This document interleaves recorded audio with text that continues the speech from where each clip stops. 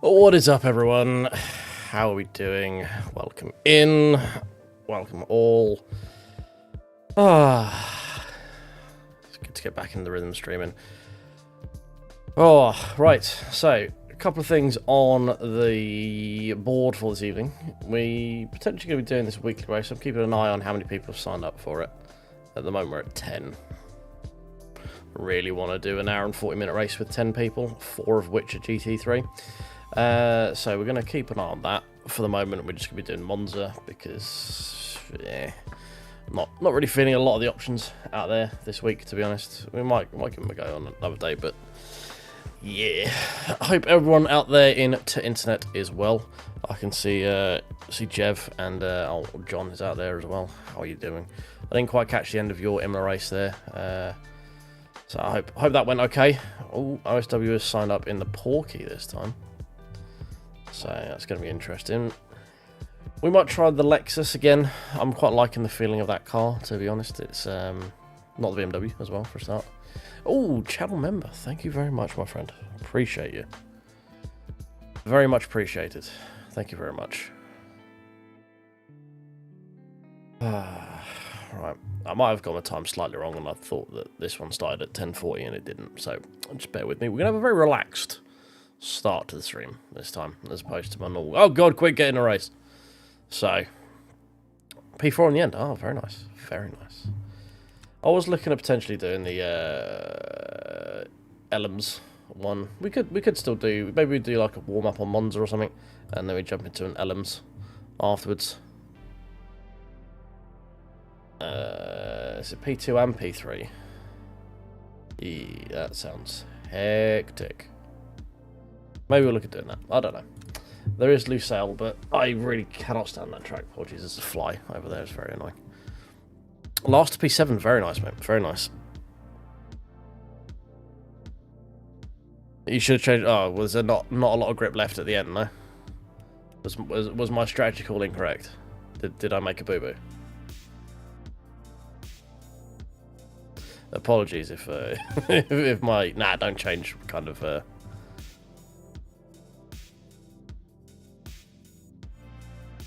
You alright, Sif? How you doing, mate? No, this is Hawkinson, mate. Hawkinson. This is 100% pure Chinesium. This jersey, because it's actually better quality than the ones I got off of the NFL shop, and it's about a fifth of the price. So yeah, I have a stock of them. I have a Broncos one up there. I am a Vikings fan, but I am also just in general a sports fan.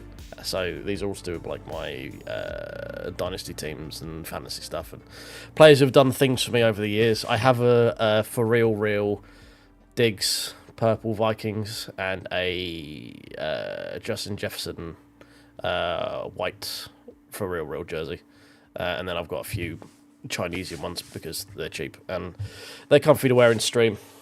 You know, they're not too restricting. They're good at keeping me cool in the winter, cool in the summer. Yeah, warmish in the winter and coolish in the summer. You know, tires at 50%. Damn, that's a big old drop. I thought you'd be dropping them to like sort of 60%.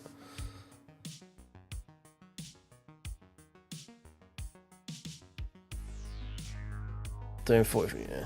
Yeah, I saw you doing pretty quick there, to be honest. I struggle to do 45s at Imola. It's not... Imola and me don't get on very well. I quite enjoy it. A real Randy Moss one. That is... I've looked at a Moss jersey, but... yeah, I'm relatively new into NFL. I've been watching since... well, I've sort of dabbled in and out for a few years, or just started picking up games where I could. The only time I really started paying attention was after Super Bowl 50, Broncos versus Panthers. So, like, I kind of have an affinity for the Broncos. I like the orange because that was like the first game that really got me back into it. So they're like my AFC team, and then the Vikings are like my main team plus NFC team. And while I will wear other teams' jerseys, I won't wear any NFC North teams' jerseys, if you know what I mean. Like, I try and keep it division by division. Yeah, sometimes maybe good, sometimes maybe shit. That's exactly how my life goes at Emily as well, to be honest. And yeah, during the race, the 46s is generally my race pace, like 46.2s usually. I might flirt with 45.7 every now and again, but not consistently enough to do it. Ah, all right. Shall we do a little bit of warmy? What do we want? Let me know what we want to see first. What car drop you in first that isn't the BMW and isn't the don't feel like doing the Porsche because it's quite slow in a straight line, and not the Lamborghini because that thing is slow as dicks in a straight line, or the Ferrari for some reason.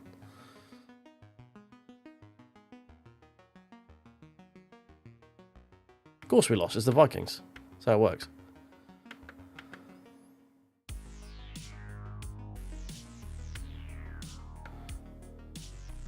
Ah, right. Yes. Was that Randy's? What was it? 3 receptions for 140 yards and 3 or something stupid that he went for. Was it that game? I've yet to see the Vikings in real life, so it's they were here. Annoyingly, they had 2 games here. They one in Ireland and one in London, but I couldn't get to either of them. But I did go and watch the Jags versus the Rams last weekend, which was a bit of a mercy killing, to be honest.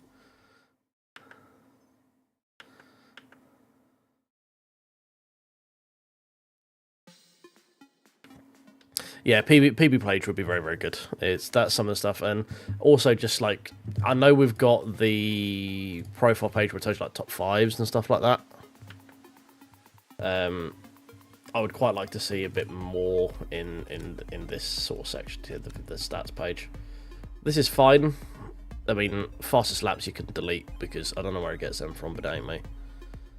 But yeah, it's a little bit more data would be interesting.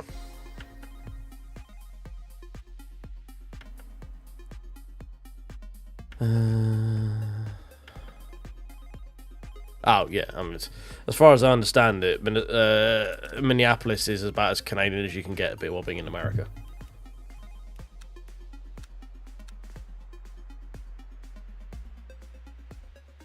And Minnesota in general. So I got one for Chevy and one for Moto. If I'm being truthful, the Chevy will chew its tires. I don't mind giving it a go. I did not enjoy it at Silverstone. It had no tyres left after but this is only a 20-minute race rather than like the half-hour, 40-minute race, so might fare a bit better. Chevy did come in first, so maybe do the first race as a Chevy. I don't know what it's like in a straight line. Is this?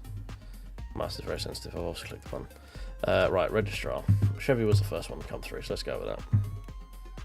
Let's go with the bumblebee look, shall we? Diet Canadians. Yeah, I think. Well, I'm pretty sure they call you Diet Americans, then. So, you know, I'm not gonna get dragged into that north-south divide over there. You're all ungrateful colonial leavers to me. So, right, let's get a little bit warming up, shall we? Let's see how much attention I have to pay in this Chevy. I get the feeling it might be a bit slow in a straight line, but we'll have a look. I've not seen many people with it, that's all I know.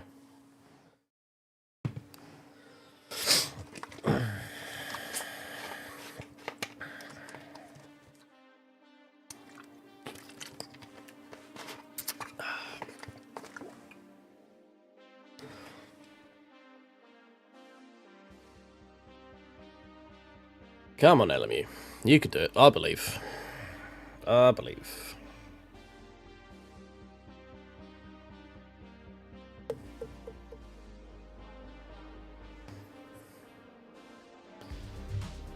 Right.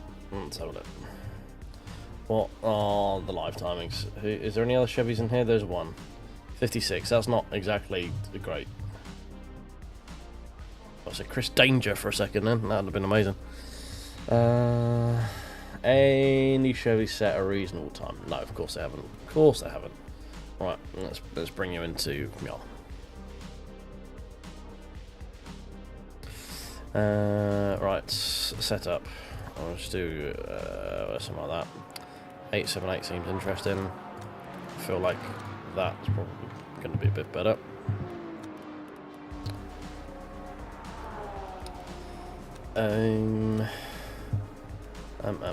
Let's bring that a bit more mid there. Sure. Start. Why was I running backward in my grid? That's weird. A lot of McLarens in this. Is McLaren like a secret underdog in this, or is this just a lot of people want it to be? Oh, I don't know about the short gearing in this actually. Yeah, the gearing may not be kind to the car here.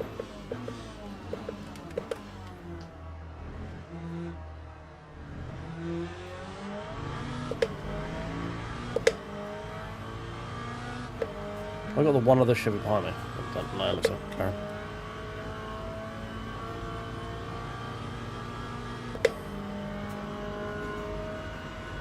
Oh, that's a dead McLaren.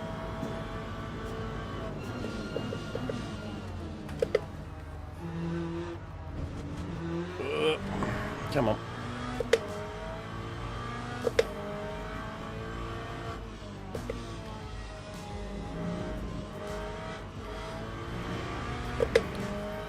Yeah, it's one thing that is starting to wane a bit more heavily. Is like we're getting expansions now, and they still haven't.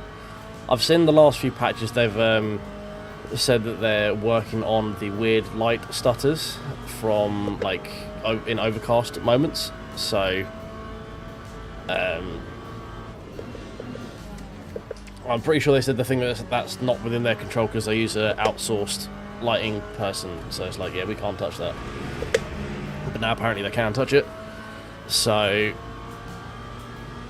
I don't quite know what's going on with that, but okay, I guess. And yeah, it's the amount this game has like bugs that people just like, yeah, that's fine. That's just LMU doing LMU things. That's all me. That was on the curb. So fine. I was in front of the one other Corvette on the track. Oh, cool, fine.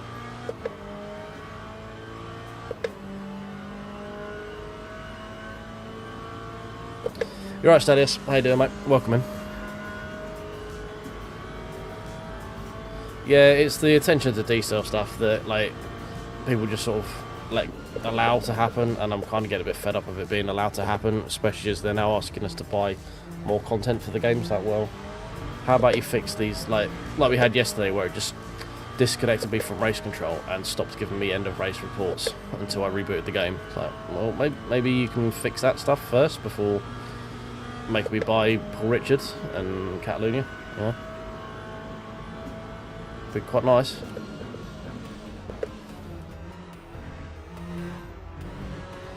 I mean, the Corvette feels nice. I don't know how long the tyres are going to last in this thing, because they seem to shred pretty quick a bit. But it's feeling quite nice.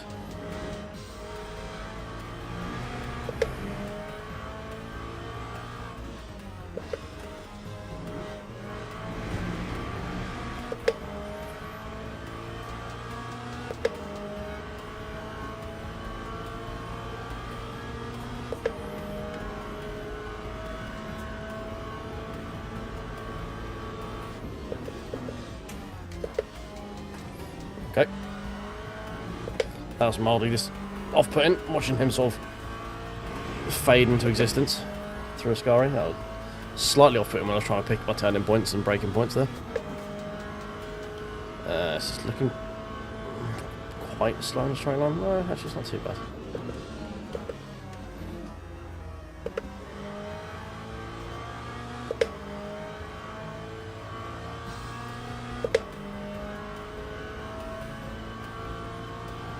Yeah. 52.5, okay, with a not great start because we messed up Parabolica. That's not terrible.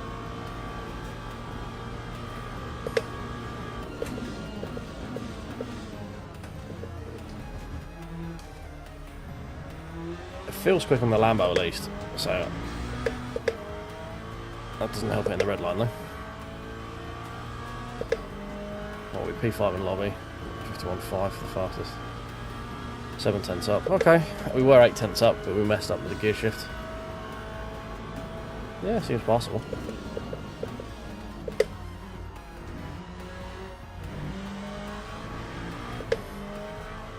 I wish that McLaren would get off the track.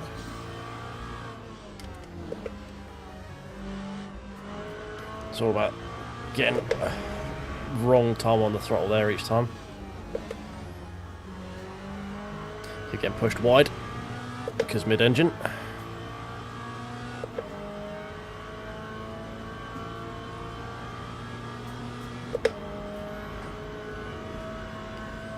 Yeah, I get what you're saying, Sif. Like it's how they've chosen to monetize the game. I get why it's not for everyone. I don't think it's the worst way to monetize it, but it's definitely not the best way either. Problem is, more stuff they give you for free, the more likelihood they're going to charge you for a monthly subscription, you know? So it depends where your trade-off for that is. Unless you're iRacing, where they're just like, give me money.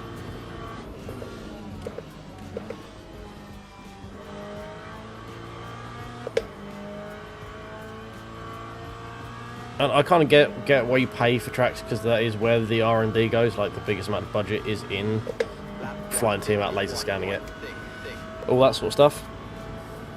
51.6, low fuel, not bad. Definitely areas I could improve.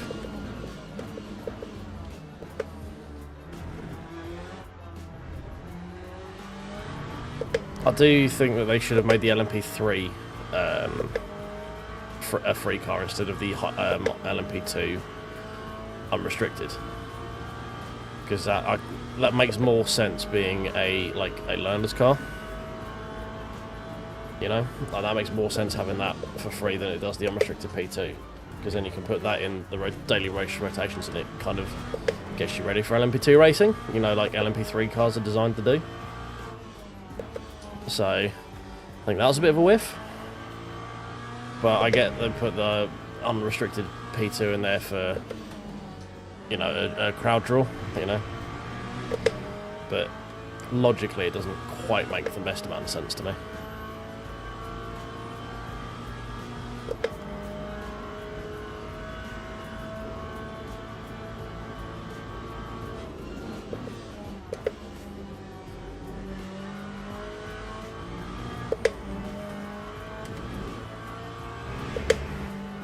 Thank you for not moving. Man, there's so many dead cars just around in this practice lobby. Oh, there's a wheel. That's not good. Sir, did you leave? I think you left something.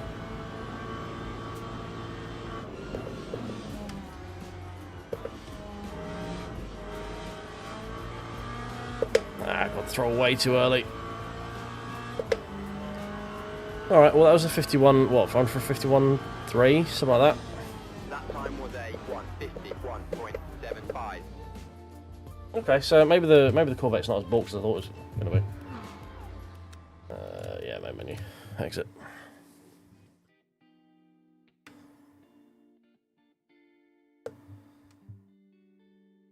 Yeah, no, I get it, mate. Like there are a lot of pros and cons to different forms of monetizing shit, and it's kind of just trying to navigate the least worst, I guess. You know.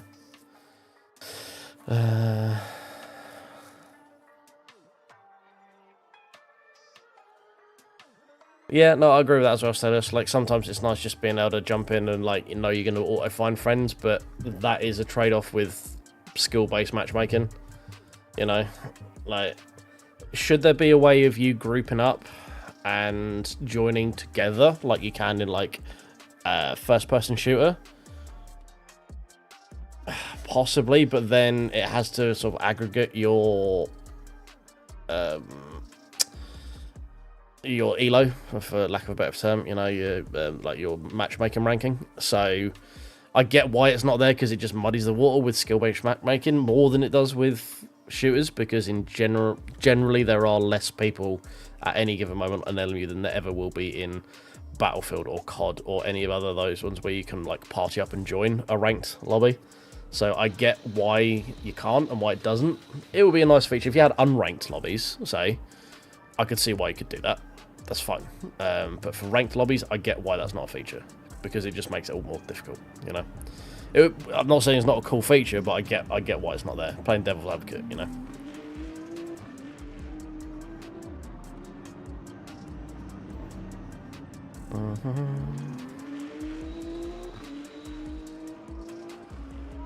Sorry, I was catching up with chat there while I was bimbling around in the Corvette. You right, Dan? How you doing? Welcome in, mate.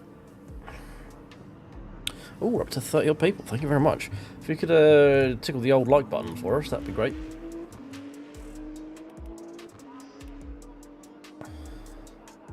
We're trying the old Corvette at Monza, so seems a bit promising, to be honest. What were the numbers we had last time? Anyone remember? I think it was like 4710, 4711, something like that, wasn't it?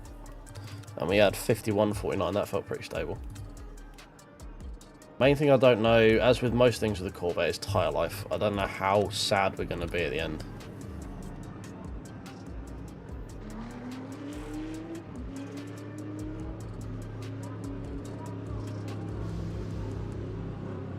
Yeah, I tried the Vet at Silverstone, in the ELMS one, a week or so ago, and it shredded its tyres.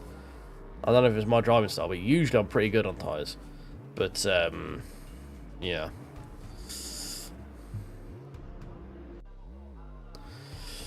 You're right, Brown. I wasn't actually at the expo, unfortunately. I was away on holobobs. So yeah, I didn't actually get to go to the expo. I'm gonna try and go next year, but I didn't manage to make it. Unfortunately, I was busy. I was away last week, and then last weekend I was at the NFL. So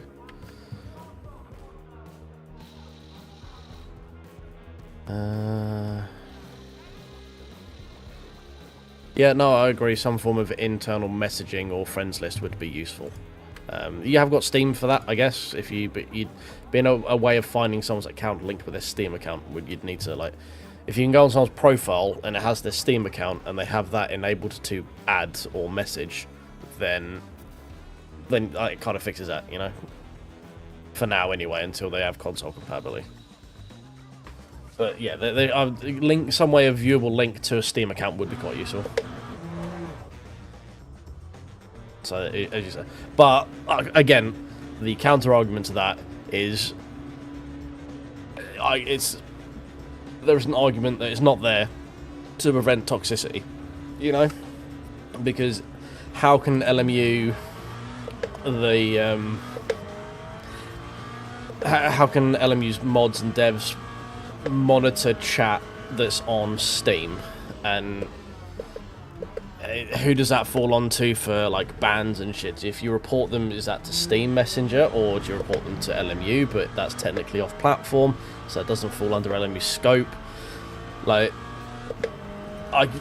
I'm not trying to make excuses for them. I'm just trying to think up reasons why they don't exist, you know, devil's advocate thing as to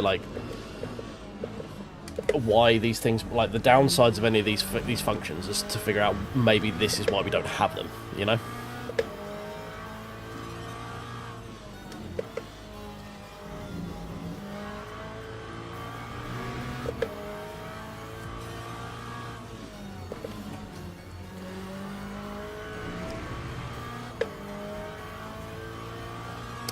Yeah, I mean, it does. There is a level of, I say, if they build an internal messaging system, would be the way to counteract that. But then again, that requires another level of moderation, you know. Which, if you go on a console, you probably need, because can you imagine how difficult it'd be trying to get everyone in? If someone's on a PlayStation and everyone else is on a PC, how are you going to party up with that guy? There has to be some form of other friendship mechanism in the background for cross-platform, you know. So they're going to have to build it at some point. Voice chat, I'm not 100% on. If it's anything like iRacing's one, where it's just people shouting "you fucking idiot" in Spanish at me a lot, or Portuguese, or Chinese, I just leave it. You know, a lot of stuff for every reason, every good possibility, good outcome I could see of them inputting it, I can see 100 reasons of bad outcomes. Do I really want someone lunging me T1 at Monza and then complaining at me for shutting the door when all I did was take an apex that was clearly mine 0.5 of a second before the guy decided to drive into the back of my car? No, I could do without that, to be honest. And again, another level of moderation. You then have to probably have to rebuild the replay system to incorporate voice chat on it for reports, and you know, it sounds like I'm making a lot of excuses for them. I'm just trying to provide context, I guess.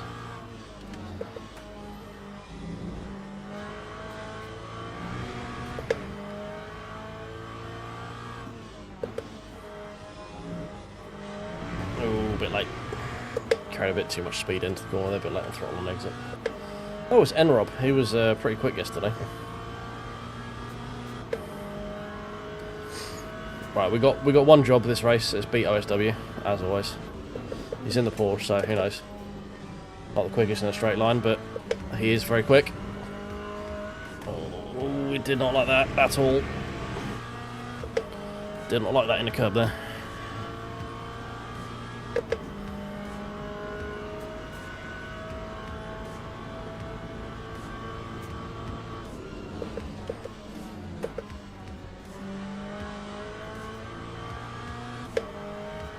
I think I just need to actually just have bigger balls going through the final corner and just hold more speed.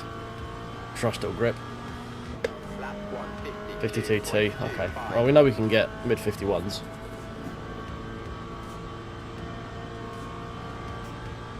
Alright, John, mate. No worries. Thanks for stopping by. Appreciate you. Have a good evening. Hope you sleep well.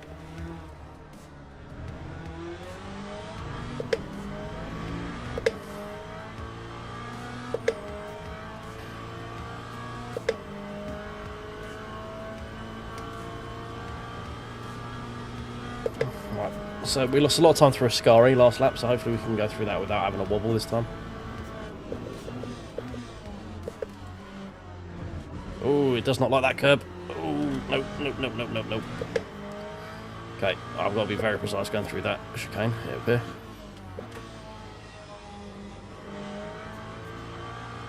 That was smoother though. That was better out there as well. Better through the Lesbos. You're right, Shadow. How you doing, mate? And yes, you did hear me right for all new people here. I do call those the Lesbos. Because why not? It's more fun.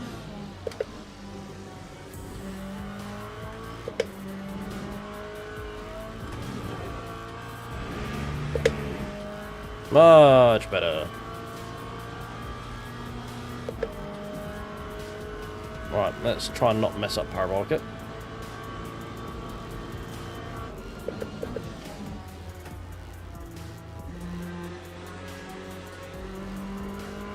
We kind of did. Tried to see if it would prefer it in fourth. It didn't really like it. That time was a 51.6. That's about what we matched to practice.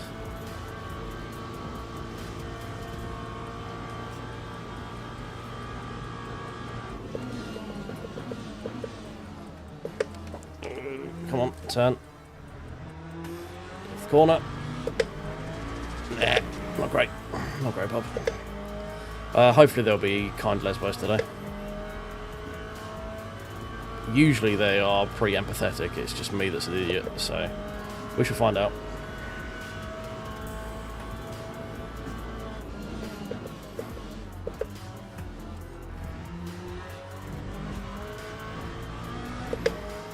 I reckon we got 51.2 in us if we don't mess up.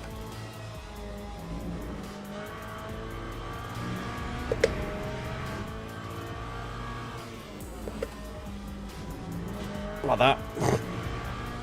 Well, we had it, and then it all just pissing away through my fingers.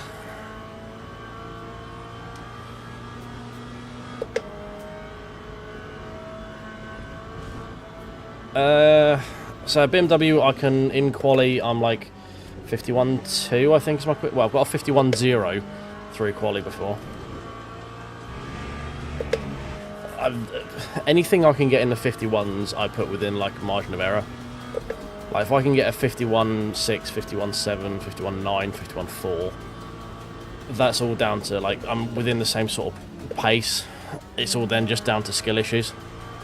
Like any one corner I can gain or lose the difference in that time, you know. So pace in here is about the same as the BMW, I would say. It's within a rounding error of BMW, so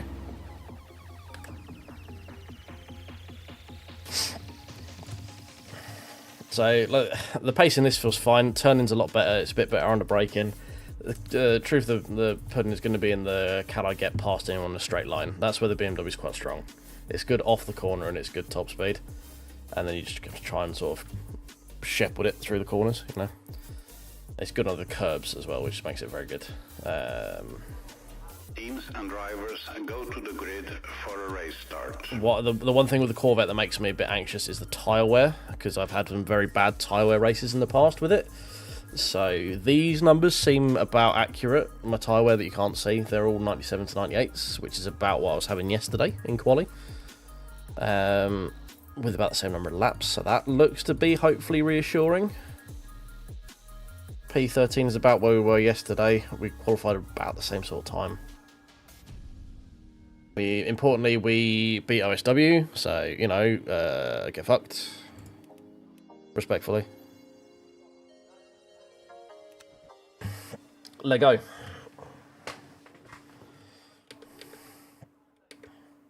Yeah, I mean, the car felt fine. It felt well behaved. It's just going to be long-term consistency, which with me is, again, a constant variable. Anyone in yesterday's stream knows that, because we were doing quite well in P6 until I fucked it on the last corner and we finished P10 on the last lap. Because that's the BPM experience.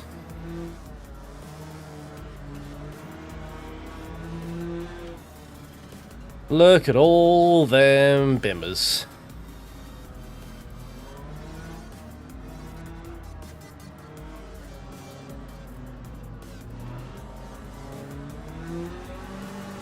So the Mustang I enjoy, but I just can't get the mid-corner rotation in it because of the it requires on-power rotation. I don't trust my foot enough. Right, for the first time today, hold on to your butts, boys. Here we go. Green flag. Gearing felt pretty kind off the line there. The shorter gearing seems to help with that. We're going to get absolutely sent on. I can feel it.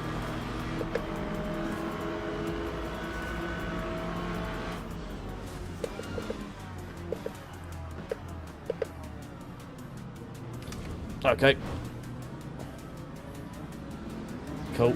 That's front and rear damage already. Beautiful. Guy just turned in. I wasn't really sure where I could go there, to be honest. Barbers just turned into a corner that I was alongside him with, so standard Monza T1 stuff.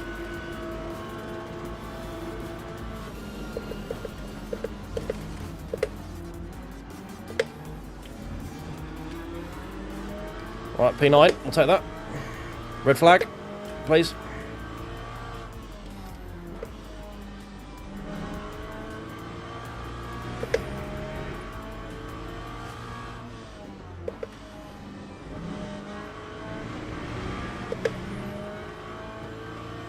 Let's have a look. Does it say repair damage? No, so it does say repair body. So we're getting a little bit. We're going to be a bit slow in a straight line, unfortunately.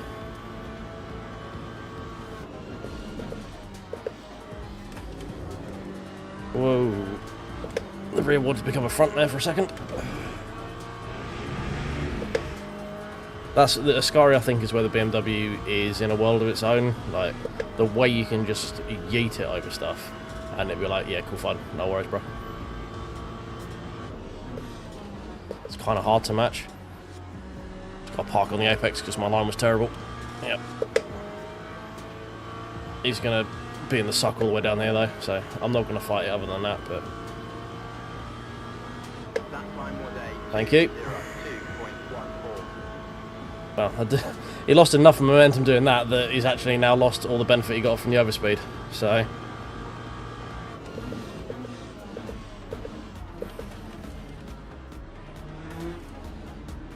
that was... well, I didn't appreciate getting bumped. That actually kind of worked in my favour. Brake's getting very toasty. T1 there as well. I've had battles with this Nakamoto guy before. He's aggressive. So I will say.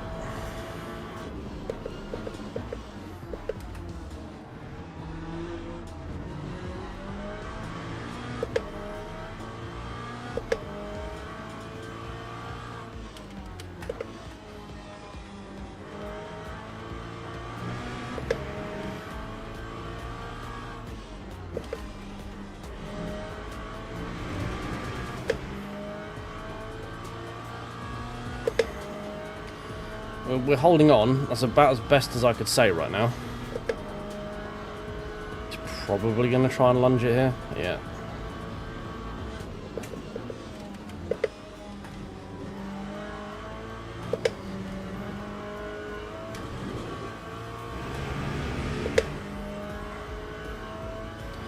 Nakamoto was, yeah. We weren't really racing with him.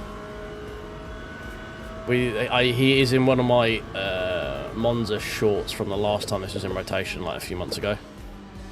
He's a guy who told me I need to leave space while on the inside. So he sort of just drove into my door, coming into T1, and just went for an apex that wasn't clear, and then told me I need to leave space when I was on the inside. So when I say he's aggressive, I kind of have an idea of what to expect, to be honest.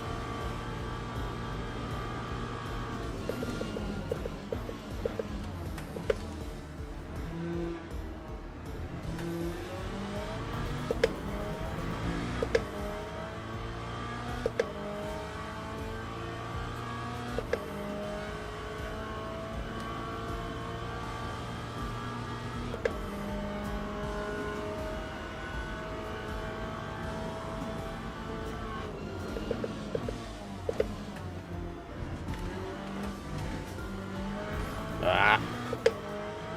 That's right, he didn't have a great exit either.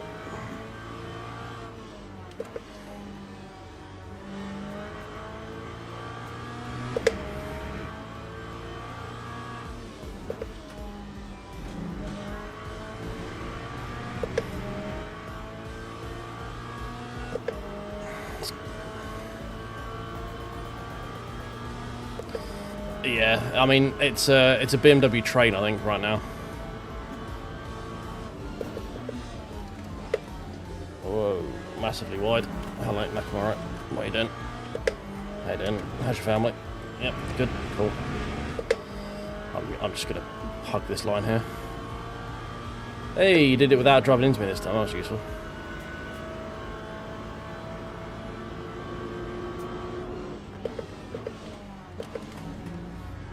Oh, you did not leave me a lot of space there, did you, my friend?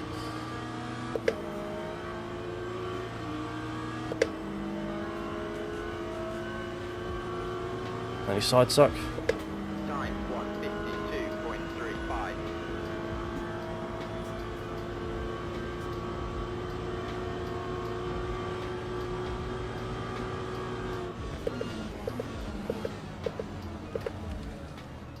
Oh, fuck, mate.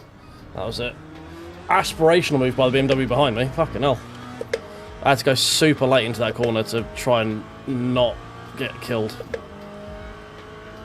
I don't get how some people get these cars stopped half the time. If I go any later than I dare, I end up fucking miles into the braking zone.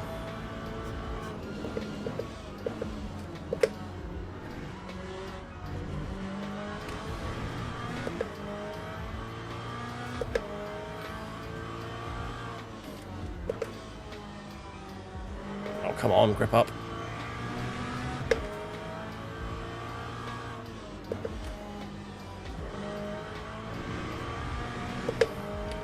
How are our tyres looking? They're actually relatively untouched. Okay, left sides are very hot though.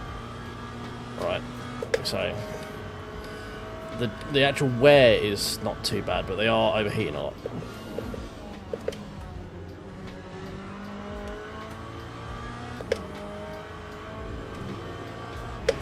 Oh, I'm just going to take that pedal weak. I'm going to take that one on the chin.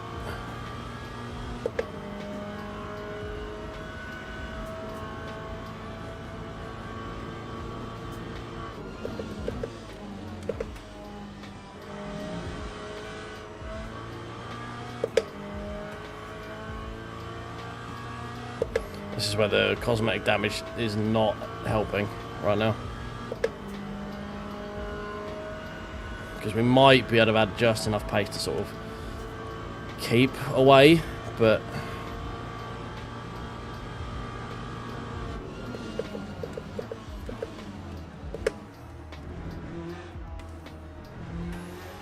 all I can hope is these two behind keep fighting. I think you want to keep them below 90, if I remember right. Oh, no, OSW is the tyre whisperer, or the tyre engineer. He knows the numbers. I want to say it's something like north of 85. They start losing a little bit of grip. You want them sort of 70 to, or like, yeah, 70 to 80 degrees, I think. Oh, F.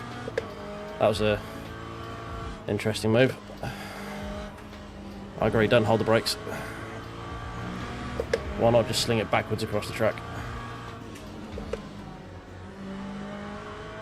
Like, how the fuck did that guy get through that corner that quickly? If I go through that speed, I just drift off. There are some instances where you're just like, what? Like, how have you got that much grip?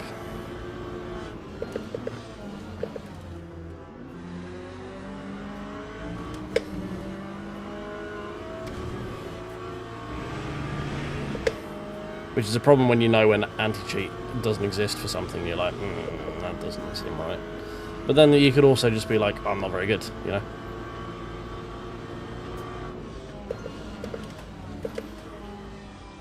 Be careful, that guy behind, he does like a lunge. Oh my god. Just tell the track, thank you. Give me the suck. I need it. That time was a 152.21. Yeah, the BMW is just quicker in a straight line. Like, I'm in the suck and I'm still getting caught.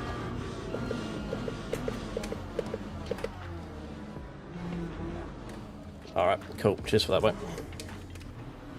There we go. We always wonder how our race is going to get ruined, and it's just with a little love tap as we come through T1.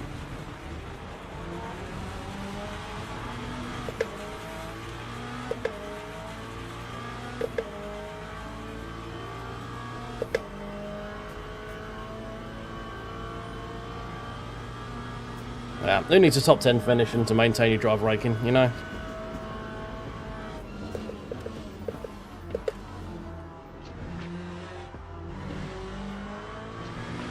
Well, at least we're with OSW now, so we might be able to have a little battle here.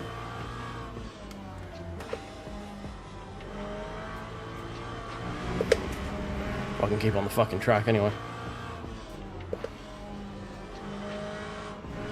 Oh, come on.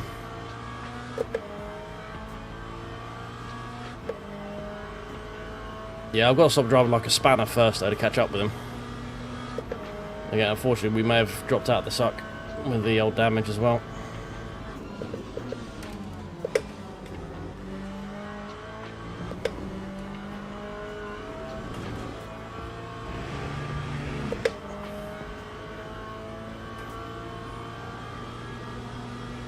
Our main benefit is the Porsche looks slow as fuck in a straight line, so we might be able to catch up with that, who knows.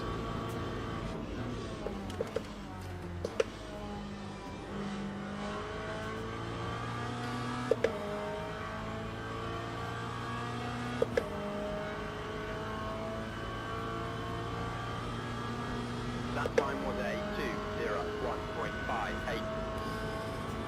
2:01.58. Well, there's been no sorries in chat, and I doubt he's going to say sorry at the end of the race.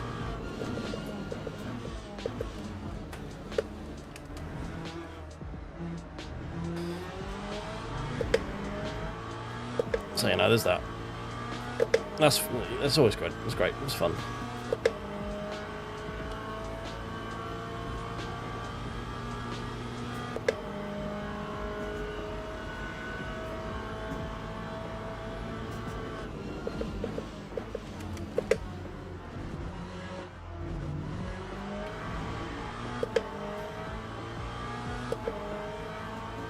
I don't think OSW's having a fun time in that Porsche. It's either got damage or it's just... You have to know how to be quick in it, to be quick in it.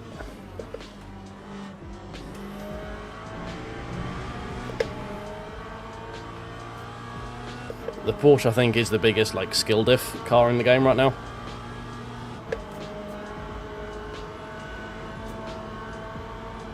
Little weaved salo. Oh, you don't want to be braking on the grass, mate. Not a lot of grip out there.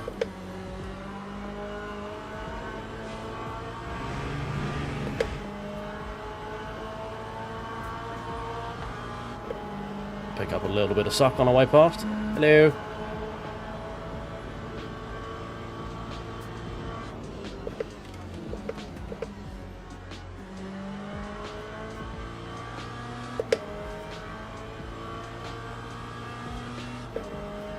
Oh, new follow. Thank you very much. Appreciate you. That time was a 1:52.02. Welcome in. Hope you're enjoying the stream. We've just overtaken our teammate for the endurance races, which is ironic because he's way quicker than I am. He just picked the Porsche, which is, as I say, one of the biggest skill diff cars in the game right now. He says he almost has a moment. Well, we've got 4 seconds to the Sexel. I feel like it's the BMW league and then everyone else.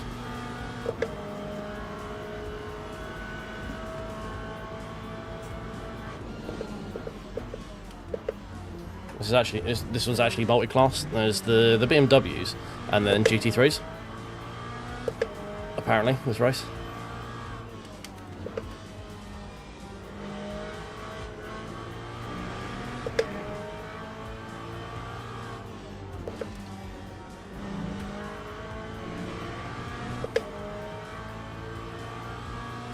I think the Lexus is actually pulling away from me right now, so we need to find a bit of pace.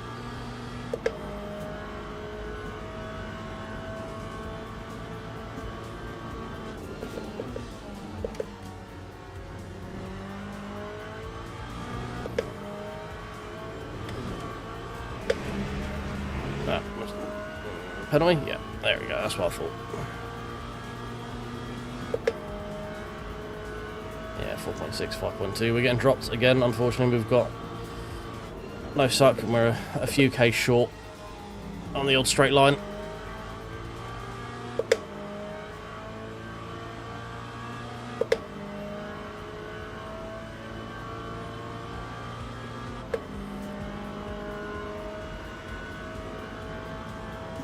Yeah, I mean it's. I'm not too fussed about, like, I try and avoid using meta cars, just if I can, you know.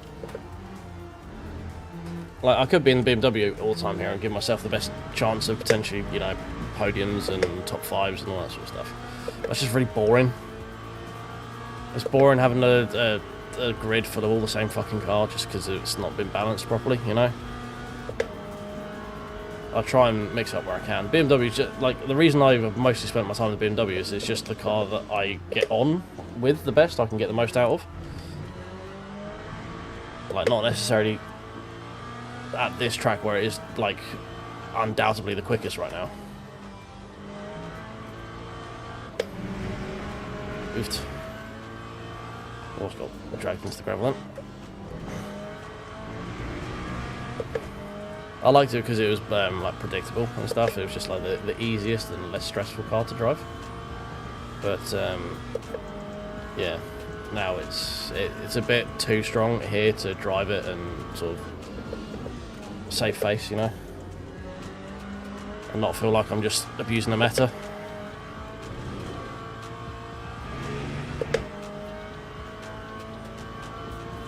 McLaren looks interesting though. Like, they should really use the McLaren more often, I think.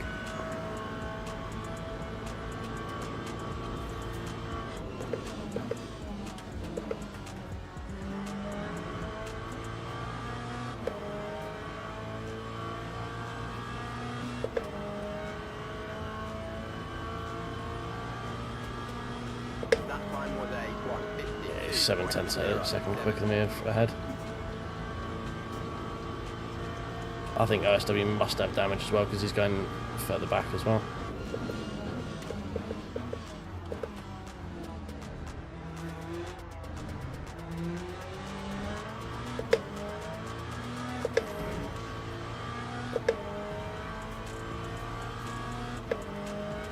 Mild panic there where it popped up saying 11, like yellow on the fuel ratio. I'm like, because that usually means like, oh yeah, you might finish.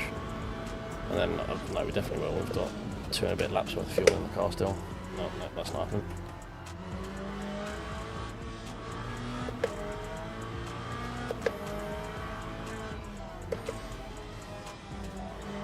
Totally messed that entry up.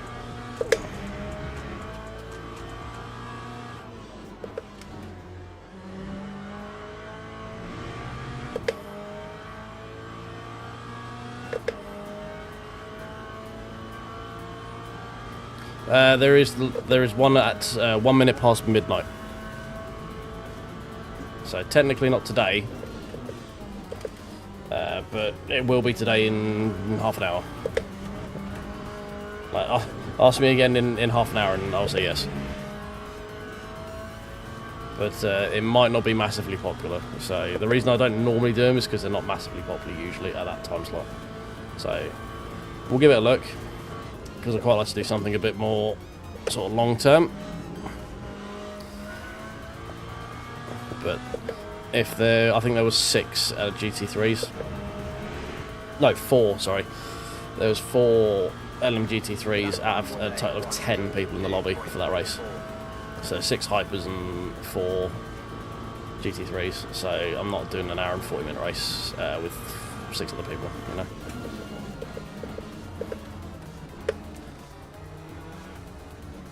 That's not fun content to watch, not fun content to make. It's at Sebring.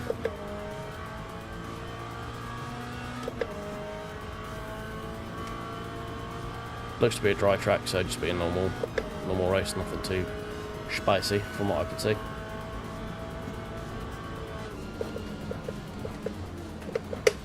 Oh my god. What tyres? No. Just keep missing my fucking braking point there, apparently.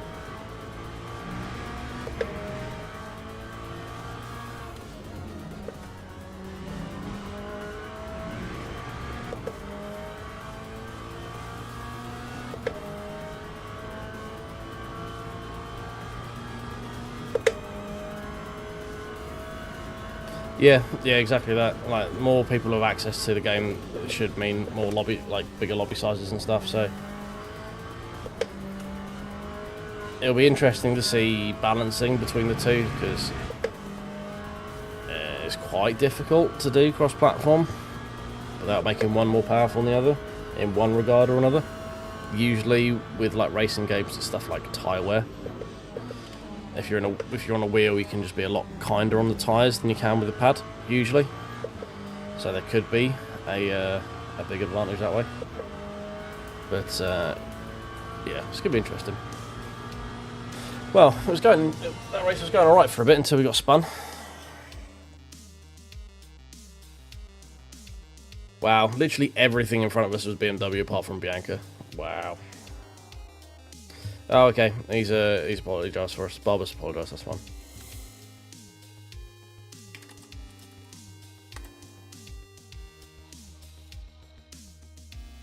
That's fine. He said sorry. No worries.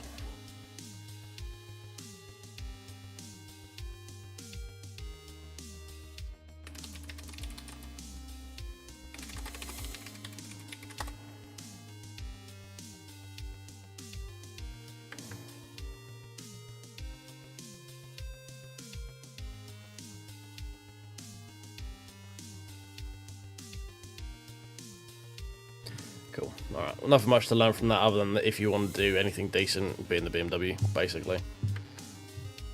It is literally BMW and then everything else, and then a DNF to BMW. Sad. Sad state of affair. Are we going to get our race results today? We do, yeah! How much did we lose? I lost driver ranking. No fucking shit. I lost to 6 drivers slower than me. Yeah, cool. I lost to 7 drivers quicker slower than me. Yeah, fine. Whatever. It's because I'm not in the fucking BMW, that's why. No, why do I go back to the fucking... Right. What are we saying? Ooh, new follow. Thank you very much. Hey, Toyotas. How you doing, mate? Been a while. Right. How are we looking? We got peeps in here? No. There's the answer to that. There might be enough to make it interesting. I don't know. There seems to be a bit of a skill gap here. I mean, it could be an easy dub for us in GT3. Yeah, fuck it. Fuck it. Bucket. We'll do something other than the Bimmer though. We'll do the Lexus because I'm kind of vibing with the Lexus right now.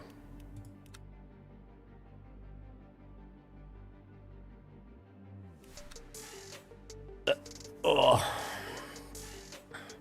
Yeah, the Corvette's not too bad. It's just like it's definitely not as quick.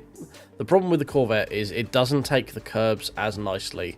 It's a bit more. It puts a bit more energy through its tires, so it's just like it's close to, but not as good as the BMW, which means you're just going to get clapped by the BMW, you know.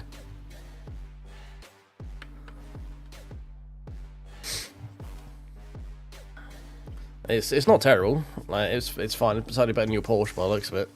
We get like qualified mid 51. We were running battling top 10. We had damage as well, like repair worthy damage. So we were losing a few Ks at the end of the straights, I think, because we just couldn't pull away. As soon as we got a BMW on the back of us, just couldn't get away. And then we got a little love tap through T1, which spun us around and lost us like 5 places. Which is when you saw me sort of spewing dust at behind me. So, yeah, a little bit frustrating, but oh shit, it's tequila. Nah. We've raced with tequila before. Nah.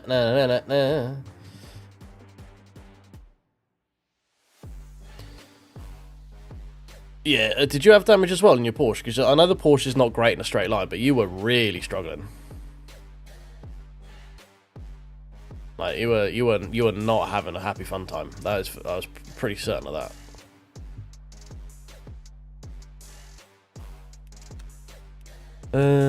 We should probably do a practice on it, shouldn't we?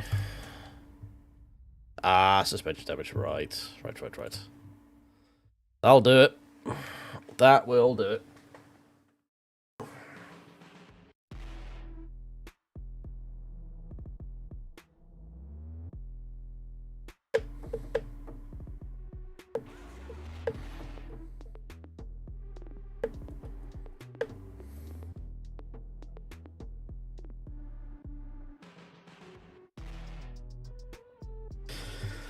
Right, let's see if we can remember how to Sebring. In the immortal words of Stained, it's been a while. No vehicle. Well, that's not ideal, is it? There we go. Right. Let's do a Daddy Dave setup. I was running at 5, 7, and 11, I believe. Don't know enough about the rest. I'm going to put that back up just because it scares me otherwise. Also that, because I don't like having detached rear roll bars. The car just feels a bit bouncy. Other than that, let's drop fuel down. No, let's do full fuel. See where we're at. No, let's do a quali sim, because quali sim I can kind of remember my time. Right.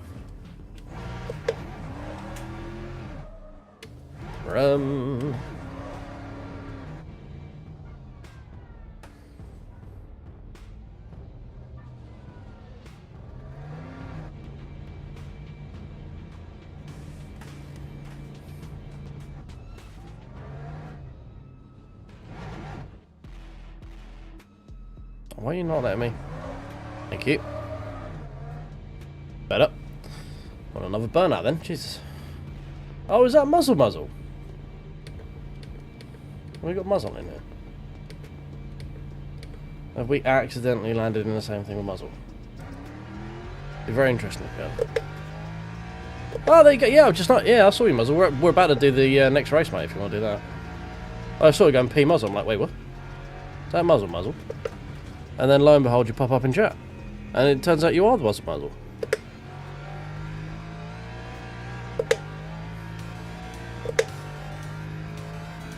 I need to stop saying the word muzzle.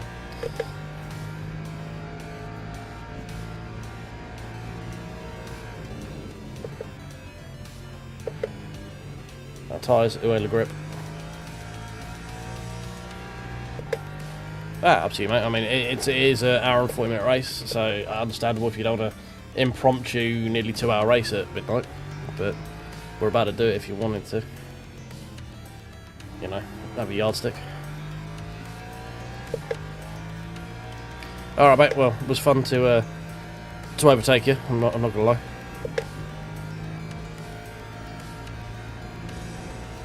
Doesn't happen very often, so I did enjoy it.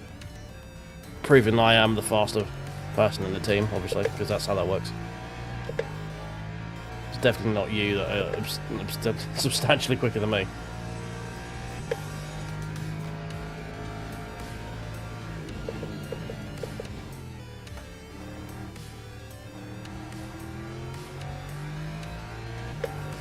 Yeah, that's a spirit muzzle.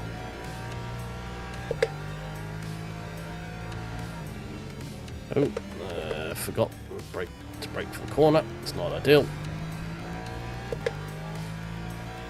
Well, yeah, I mean, you let me pass because it was going to happen anyway, and that way you can tell yourself that you let me past, you know? I am wise to your tricks, sir.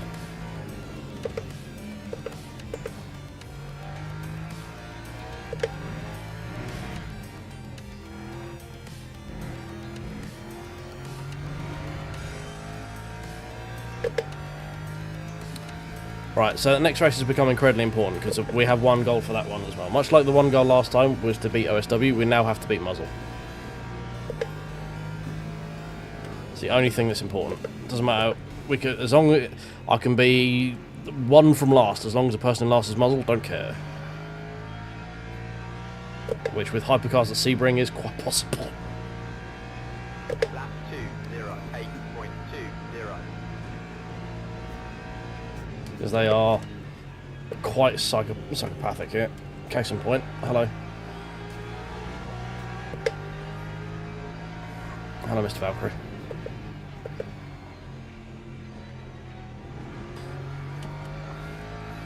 This Lexus doesn't like the bumps as much as some of the other cars do. That's for sure. Oh, I assume someone's just joined or left.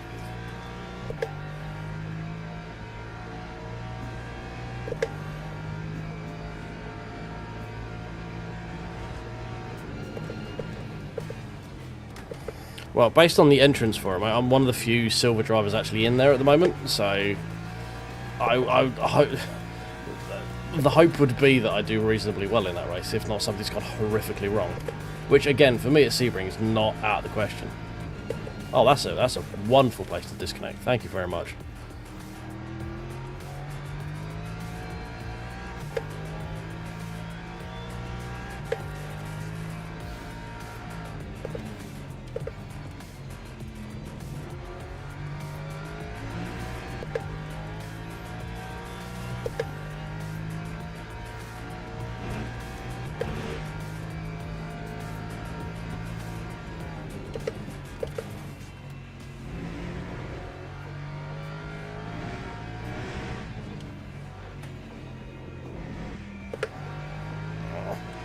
Using too much of the outside there, apparently. I don't quite get how much you can or can't use out there a lot of the time. Not setting any... Not doing any great times right now. We need to be sort of near the 2-minute mark.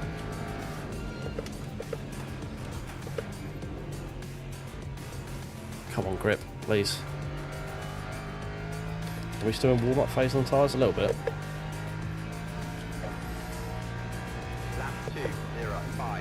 Okay, it's going in the right direction.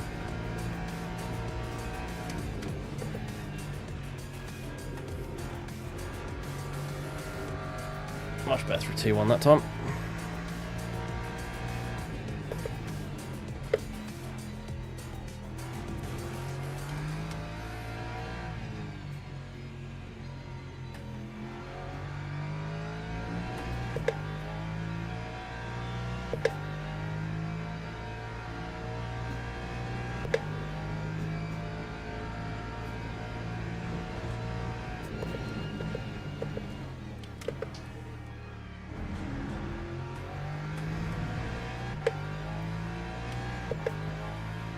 I don't know what they've done to this Lexus when they rebalance stuff, but it's feeling a lot better than it did before, a lot less heavy.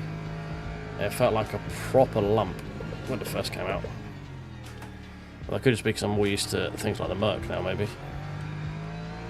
But yeah, I did not particularly enjoy this when it came out. It's an interesting way to try and get past. But no, it's actually quite nice now. I'm quite enjoying the old Texel.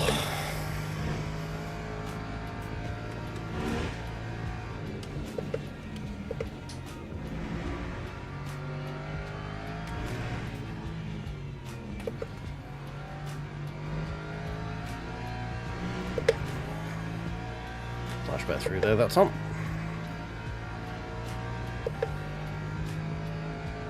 Slightly more representative time. Still not anything like world beaten.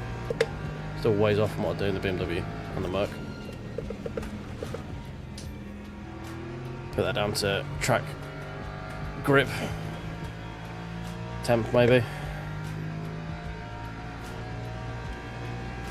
Lap 2044. 0.43. It's not terrible, it's not a million miles off. Like 202s in like the sort of peak conditions you get in the 20-minute races back in the day. There's probably still more time for me to find around here as well.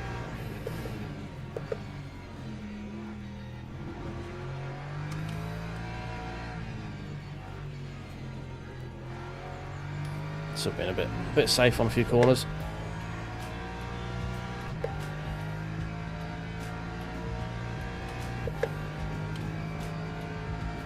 I think I'm over-revving the car as well.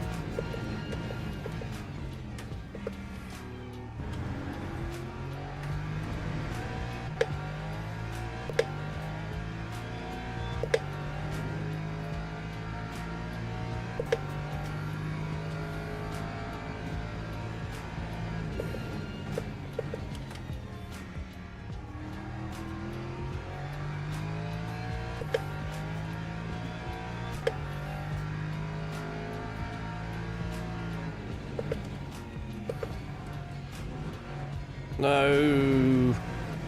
Oh. I was half a second up. Well, piss.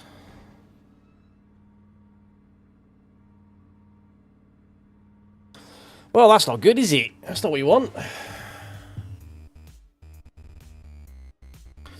Yeah, I'm putting it down. I don't know the track conditions right now. I'm assuming the track is not like high grip saturated, which it would be for race pace, because this is practice. It's high grip, it's not saturated. Track's a little bit cool because the start time at 6 o'clock. 27 degrees track. Or 40 degrees track. Okay, track is quite hot. Okay, maybe I'm just slow. There's probably another half second in saturated grip. So I think we were on pace for a high 203, mid 203 probably with the saturated grip. So we're pretty close. I'm gonna just say this as a cheeky setup quickly, I think.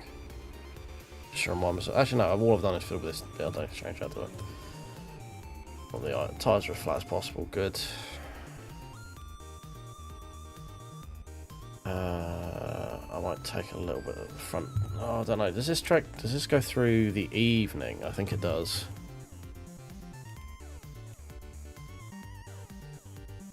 Well, that was low fuel as well, so we might find that we're actually going to be another second-ish slower when we're at full tank, because that was starting at 15% or something like that. 25%. So we're not massive, like, going to be massively fast race pace, but we should be doing some pretty decent pace. Once I get into it, get a bit more comfortable and stuff, we should be probably nudging the 204's race pace, I think, with a full tank.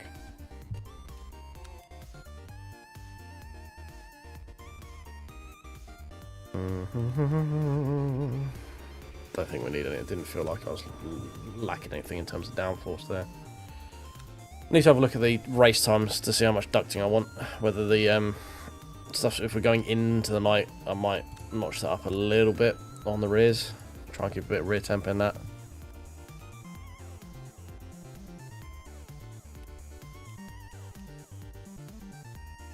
It's like that at the moment because I'm still learning the car. Like I'll bring the slip angle down a little bit. I generally have, because I'm trying different cars right now, I'm keeping it very safe on corner exit, and I also have feet of lead. So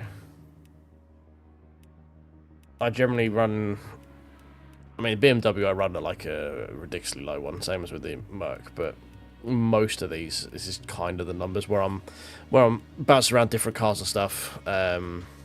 This feels safe as fuck, so I've not really fiddled with it. I will lose more time messing up by having these at like the optimal setting than I will just leaving them like this. So that's why I don't I'm not at the skill or consistency level with anything anything in my life, let alone racing, to be trying to find the minutia to find improvements, you know. So it's the skill issues that I have will show through at some point. So when people say they need a car to like flatter them, I generally say I need a car to flatter me, tell me I'm pretty, hold my hair, hold my hand, cuddle when I feel scared. Like it's I need to be able to lean on it massively more than most, I'd imagine. Just purely because I just don't have that level of consistency built into me. I'm a meat machine and not one that's very well calibrated. Let's put it that way.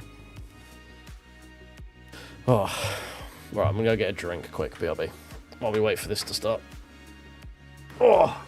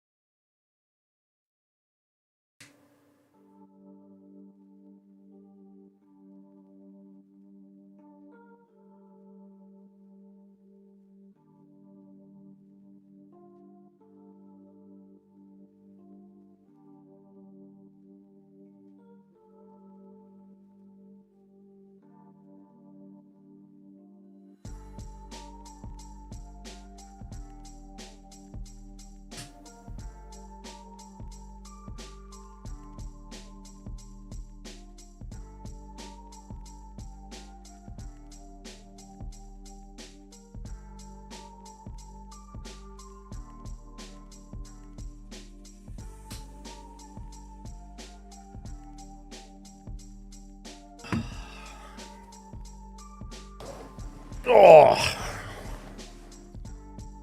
Right. Oh yeah, I'm very aware of my own shortcomings. Don't worry. I'm hyper aware of them, in fact. All right, how many people are we looking at? We might just squeak a full lobby out of this. So based on driver ranking, podium or bust basically for us in this, isn't it? Really. This is our target. We need to beat Muzzle. I won't be able to live it down if we don't beat Muzzle. I won't be able to show my face on the MPF-wide Discord. Everything else looks okay. We've got a reasonably good mix of cars. Are we the only Sexal? There's another one there. Yeah, it doesn't mean anything, mate. I'm still willing to put into the fucking wall. You wait. Sunset will be there to take my rear wing. It's always lurking. It's always looming. Oh, I'll tell you what is always lurking is all you boys over in chat. If you could do me a favour and just give that little button down there that says like a tickle, that little one that it looks like that.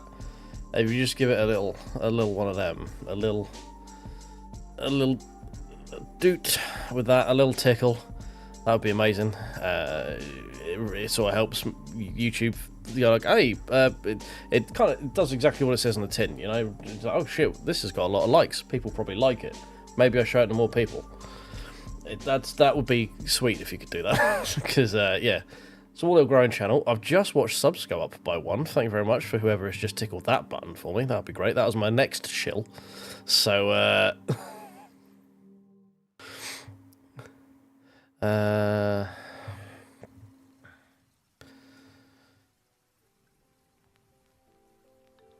sorry, I got distracted reading chat there. Yeah, if you could just give the old little buttons down there a little tickly tickle, that'd be great. If you're not subscribed, give it a tickle, that'd be great. And the old likes, they've gone up a bit. There was another 2 out there. According to my thing, we've got 33 people in and 21 of the old likes. So there's a few out there. If people wouldn't mind giving that a little doot, that'd be great. Anyway, I'll stop shilling now.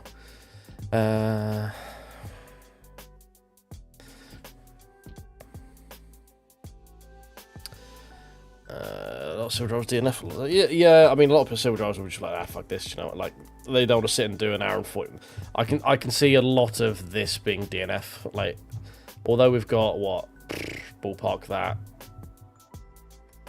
It's going to be, what, about 17 GT3s, something like that.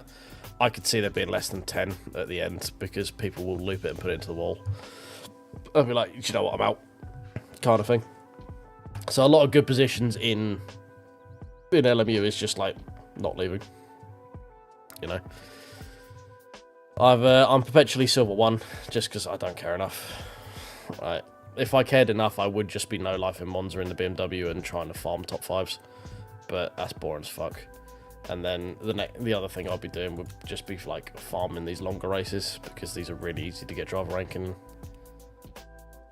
Again, these Super 60s, it's all about attrition. If you don't quit, you're pretty much guaranteed a top 10 a lot of the time in these. If you don't quit, don't damage the car irreparably, you're generally on for a top 10, which is usually, for most people, positive driver ranking. But,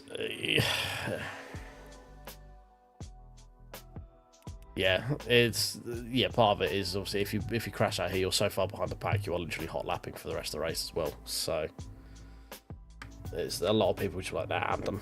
You know what? Although we are hinging close to the crossover. Americans will be finishing up work and jumping online to watch stuff initially. So the little niche I've carved out for myself is I've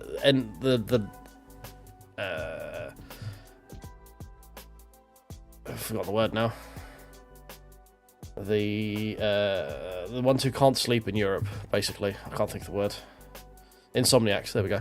The Insomniacs of Europe and the early birds of America. That's sort of my little niche that I'm carving out. I get the startings of the East Coast coming online.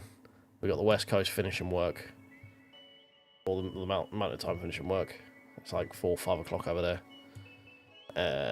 And yeah, that's pretty much where that's pretty much my bread and butter in terms of fan base is the Insomniacs of Europe and the early birds of the US.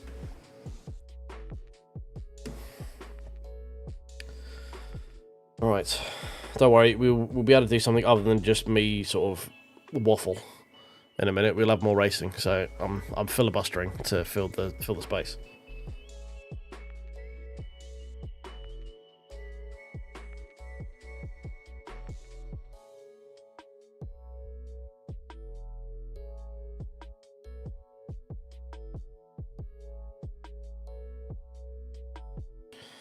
Dee.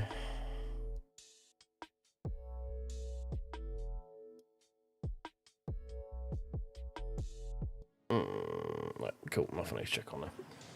Oh, sorry, just doing a bit of housekeeping on my Tefalone before we sit down and do this for the next 2 hours.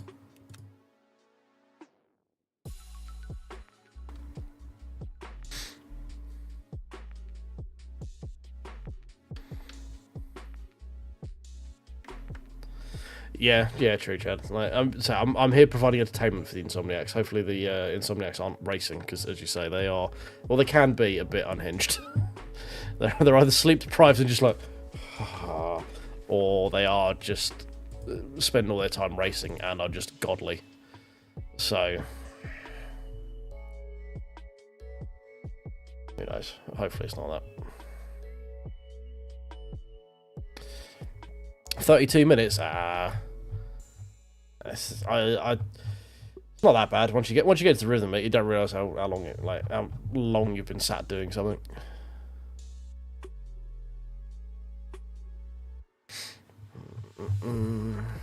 Plus, got 2.4 hour on the weekend. But I can just sort of sit and do this sort of stuff.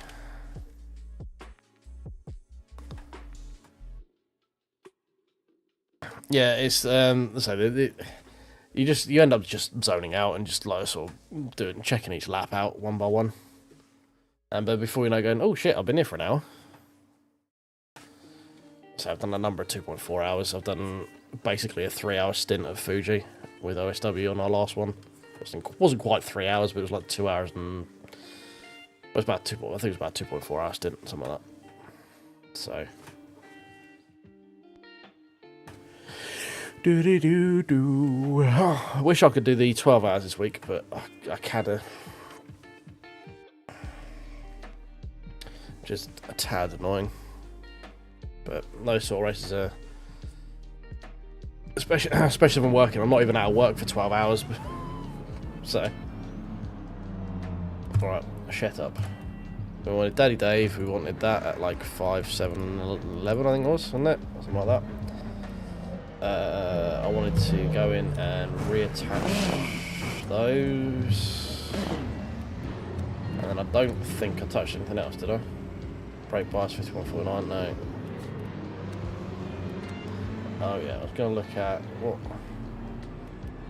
what time is the race starting? That's what I wanted to see. Okay, so we're going into the evening. Right, okay, cool.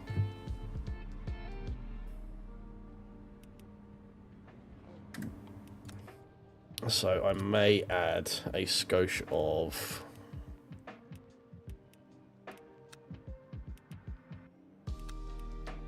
We may add a little bit of ducting on it just to try and trap a bit of heat in as the sun goes down.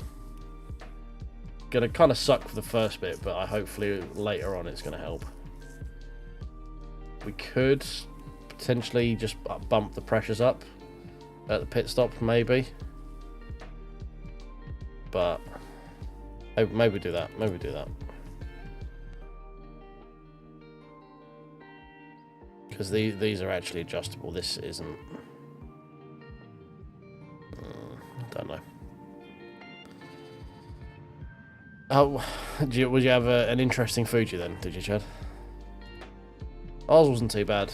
Was it just the constant potential wet to not wet to wet to not wet kind of thing? Because we had a relatively dry lobby for our one, so it's quite easy to figure out, I think. We seem to, well, we played the strategy right and got to P3, starting from like P10. So, I'm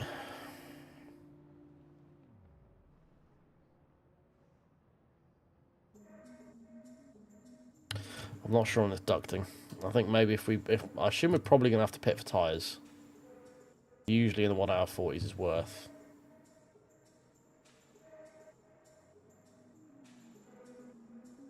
So if we are, maybe we just bump the pressures up to try and keep them warm overnight, because they should be going into sort of sunset early evening if we're racing for the race is probably going to start about 6 o'clock.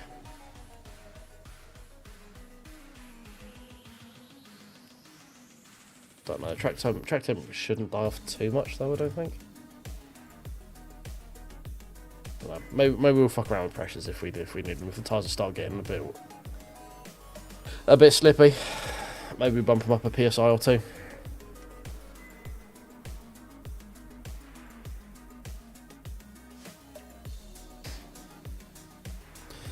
Yeah, it's never really been a thing for me, I don't think. I've like back in when I was trying to get into ACC when I was doing single player stuff, I would do sort of 2 hour AI races. So I don't know, it's always been a thing for me where longer races don't really worry me too much. I actually more have an inverse problem of I'll get into such a groove that I'll forget to monitor my fuel, and I'll look down and go, oh shit, I've only got 3 laps worth of fuel left. Fuck me. Alright, I need to plan this. That's what you want to read. Someone's taking an edible at the beginning of a 2 hour race. Beautiful. Is he in a hypercar? That sounds like hypercar antics. Or is that one of, that's Chris Wolf. Stevens, Smith. Where's Smith? Chris Smith. No, it's a Lamborghini. Okay, that's a GT3, number 26. Alright, cool. Lovely. That's great. That's what we want to see. How many tyres we got? 8. Okay, so we don't want to do too much in terms of quality train, do we? Don't take too many laps out of it. We're going to probably want 4 laps to get them up to temp, because lap 4 is going to be the quickest one, so we'll do 5 laps of fuel to be safe. 4 laps here at 2 minutes. Give it a minute and then we'll go up. So I don't want to do any more laps on these tyres than I have to in case we need to use them.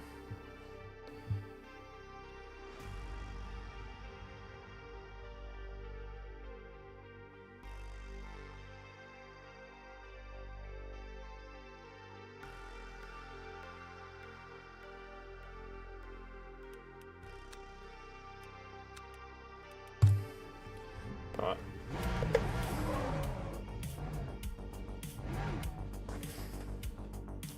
Well, update to Mr. Edibles. It says he gets slower but safer when he gets high. I'd prefer he didn't get high, if I'm being honest, but you know. I ain't the man's dad. He can do it once. This fills me with a little bit of dread, that's all. Car number 4. Okay, we had a couple of people jump in before me then. Or is that? Oh, that's 4 in the lobby, isn't it? That includes the LMPs. Okay, this should be interesting.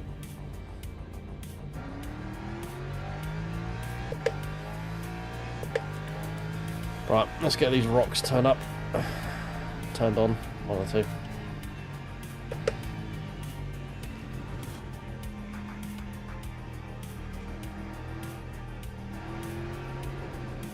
No, I don't want any scrubbing, thank you.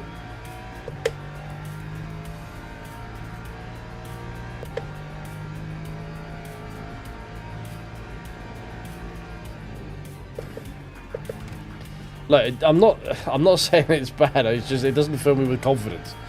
When someone goes, "Hey, I'm about to alter my state of mind before this race," but all right, cool, thanks. Now, I was worried if he said he's going to do that rather than he's about to smoke up a big old bowl of meth. No, I'm not as worried as I would be for that, but you know.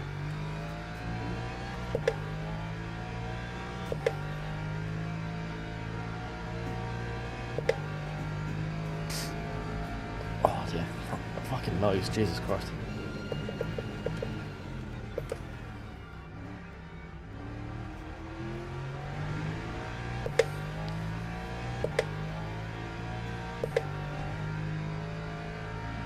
Well, try and bring these tyres in relatively safely.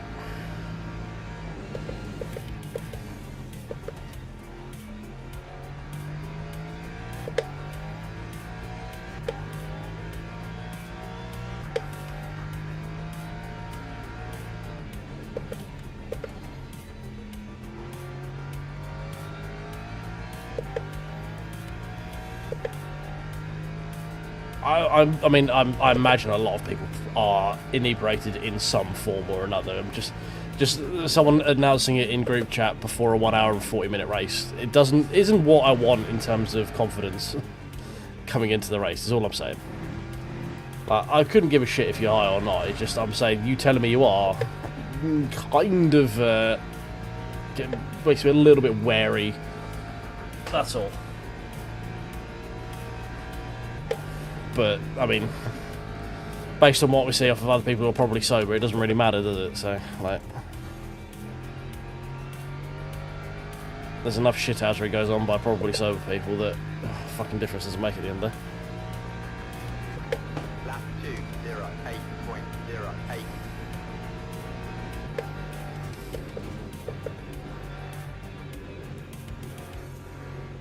No, front's definitely not switched on right now.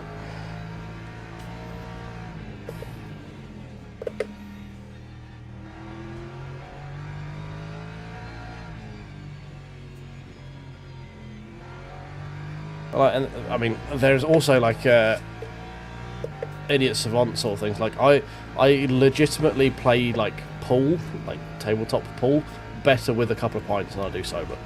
Like, if I've got a little bit of a buzz going, I am markedly better at that game than I am when I'm sober. Couldn't tell you why or how, but apparently, for a slightly altered state of mind, I'm better at it. So I don't discount the science behind it. I'm just saying it doesn't fill me with confidence, that's all.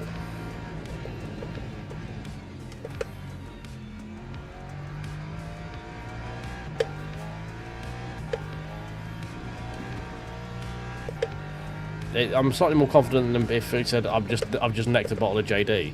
Then I'll be very worried.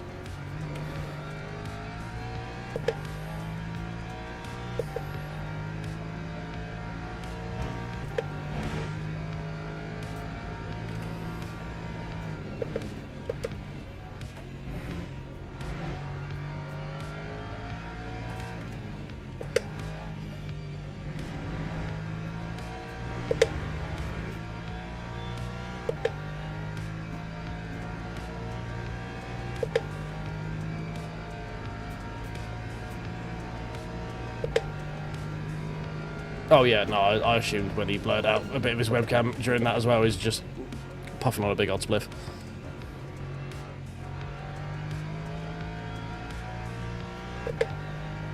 .204.4 for pole. 205.0.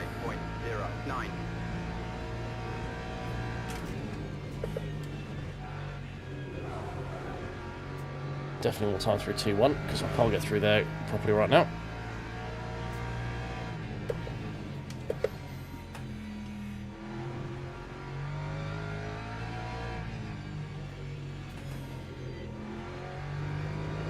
No. Alright, that's that one done. One more go.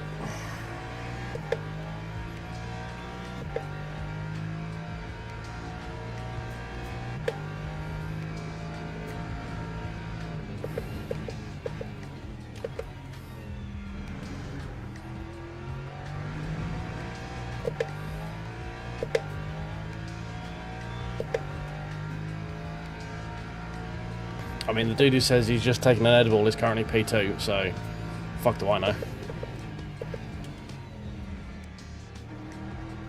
Dude's seeing through the fucking Matrix right now. And yes, I know edibles don't come online that quickly. I'm not that much of a noob.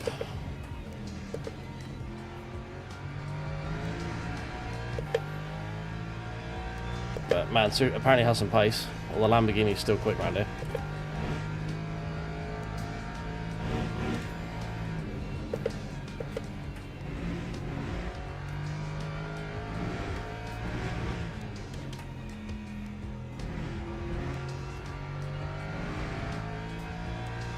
Okay, still quick to that.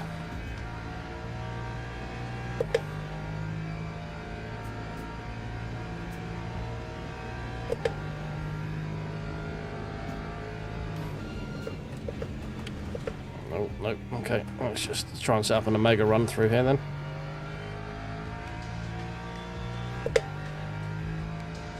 Right, there we go. Final attempt.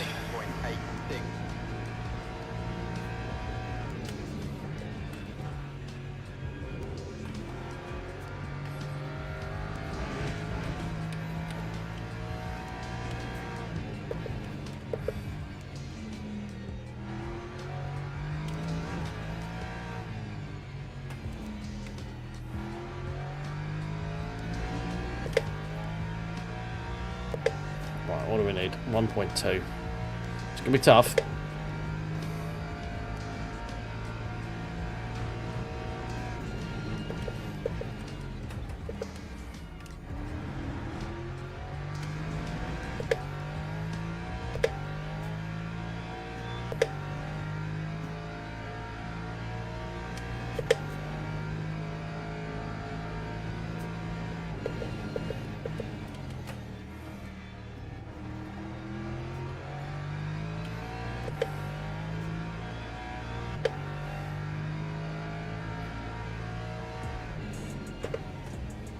Ow, fuck. It's possible then, but we fucked it up there. Oh, did we? Or we were just that bad coming out of it last time?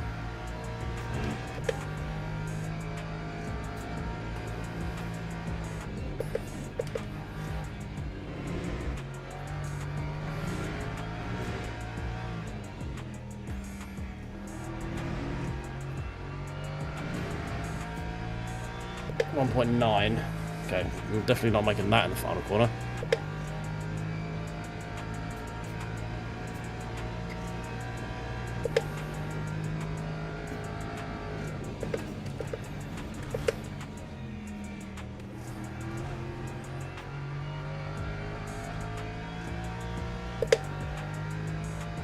Oh, if we didn't mess up that one corner. P2.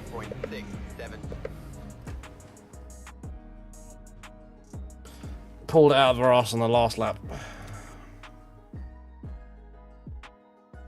Where'd you get, Muzzle? P11. 205. No, not bad. Near bad. Near bad. Right, we're gonna put all of the fuel in there.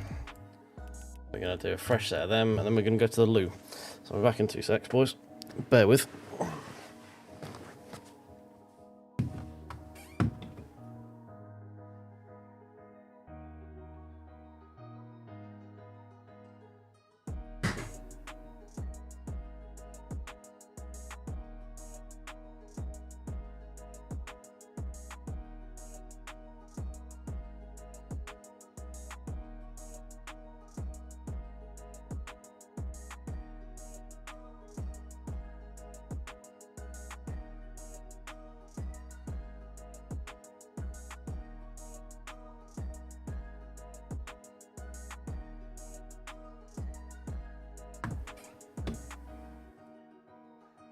Oh.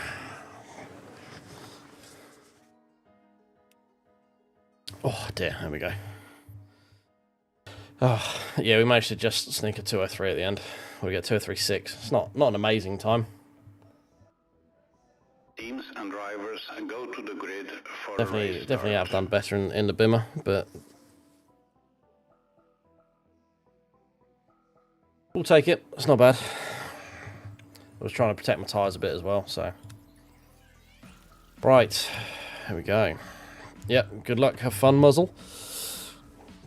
Alright, remember everyone, in stream right now, if you could tick the old like button and all the follows and things that come through during the race, they do actually provide extra horsepower for the car, so, you know, the more likes, subscribes and follows and all that sort of stuff that we get, that will means we'll go faster, because that is how racing on YouTube works.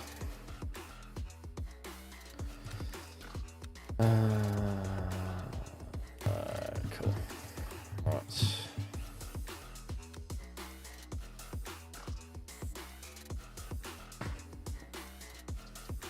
So, general strat for this, it looks like we're going to need a little bit of fuel saving potentially as well.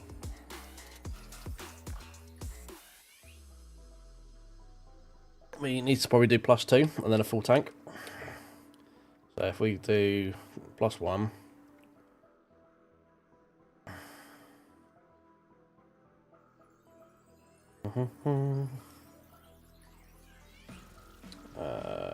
Because we need to, so if it's going to be 48.2.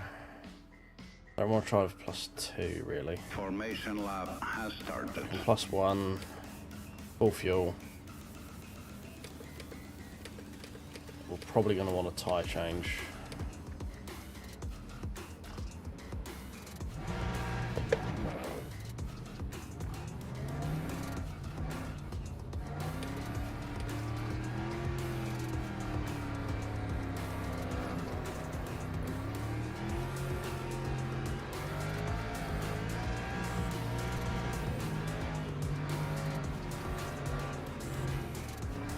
Yeah, we managed to just about survive. We picked our way through to, what, P9 I think we got up to for the start. And then we just got caught and stuck. So we picked up, say, a bit of damage, which was hurting us in terms of straight line speed, which is a tad annoying. But alright, boys, here we go. As we always say here, hold on to your butts. Likes and subscribes and all that fun stuff, if you'd be so kind. We got absolutely murked off the start.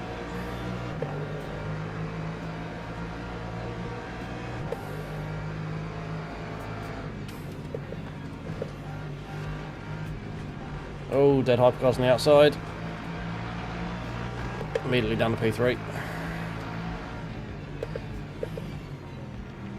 Then we sneak around the outside. Traffic in the way.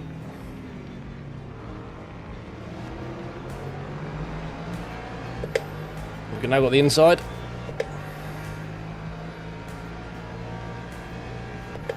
Hypercars causing all kinds of confusion at the beginning of the race, which is always good.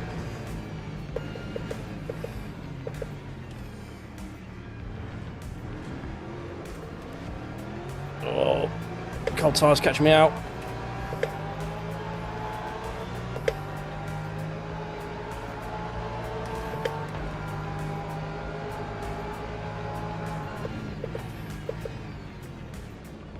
Oh, Porsche, what are you doing?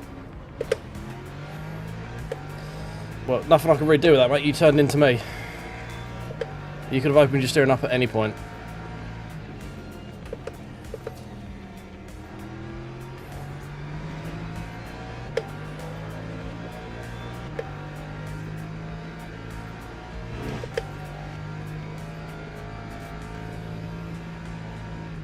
My wheels were straight. Not much I could do about that.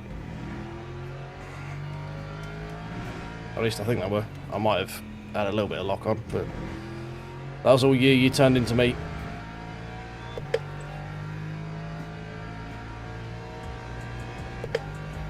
We'll go back and watch in the replay, and we'll see if anyone in chat thinks anything different. Let me know. I felt like there wasn't much I could do there.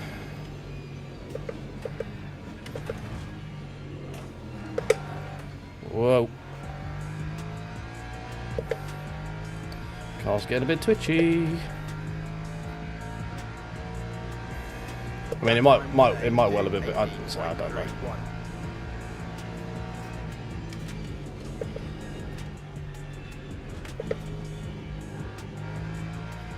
I felt like he didn't need to squeeze me as much. He could have opened his steering up at any point. He turned himself around my nose. I think I was quite far over to the right hand side already. But, you know, I'd have to look back at it and double check.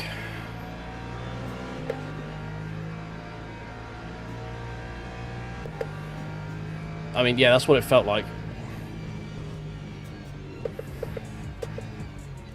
It felt like he gave me an unnecessary squeeze, to be honest.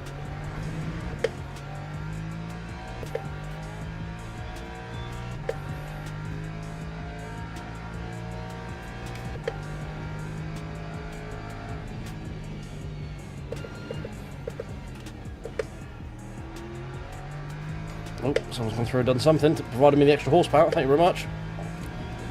Not quite sure where this hypercar's going to go. If you can just pick a line and do it, that would be great. You line up as if you're going around the outside, so I leave you the outside, then you try and go around the inside. I don't really know what you're doing.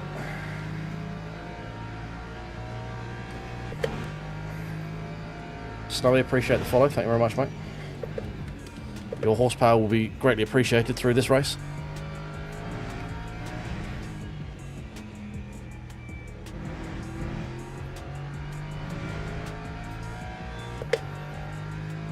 Okay, cool, fine. Unfortunately, we have picked up damage, because of course we have. Wolf appears to be driving off into the distance. I don't know if there's much I can do with catching him and also fuel saving.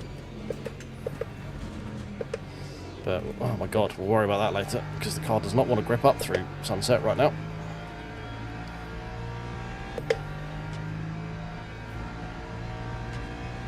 Lap 2:06.61.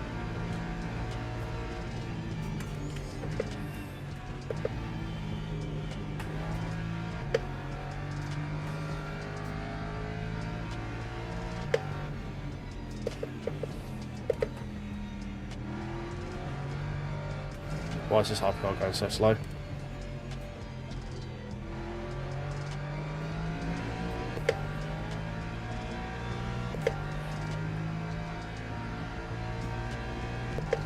Oh, lock up.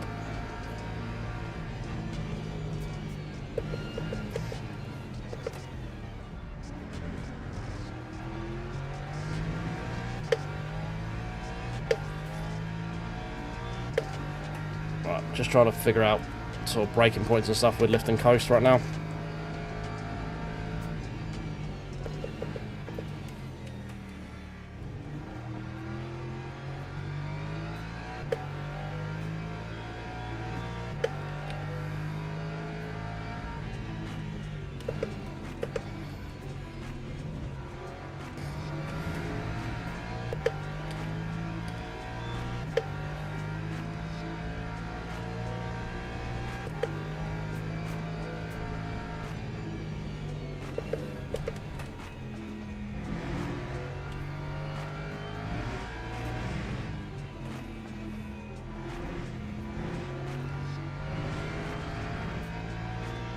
Saul behind is catching.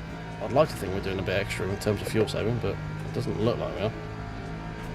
Might just be quicker than me right now.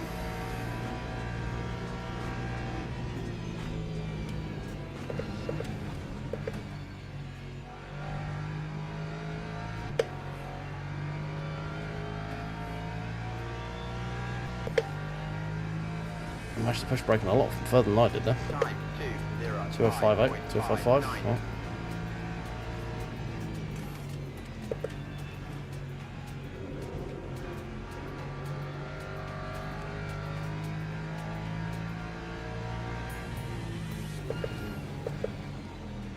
Oh, bit wide. Not too bad, actually.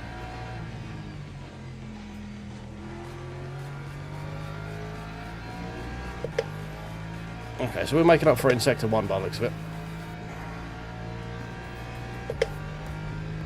Sus is pushing as well.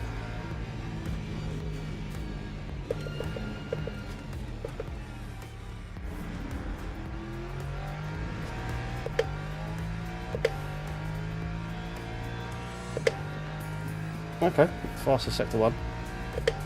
Wolf has definitely let off and is now fuel saving. Oh, a bit deep.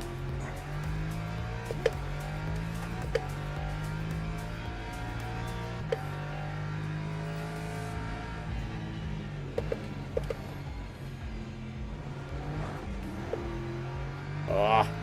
Oh god, what the fuck happened to that LMP behind me? That was weird.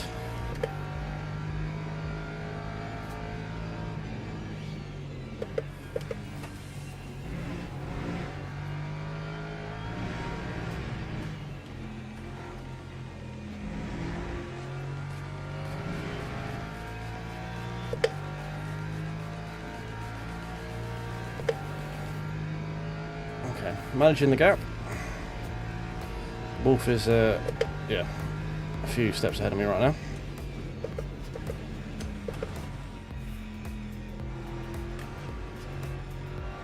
Oh, he went way too hot into that corner.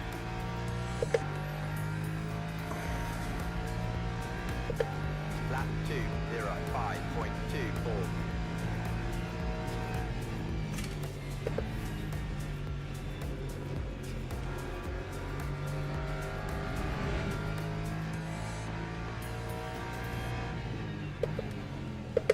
Oh, where am I going? Bit wide.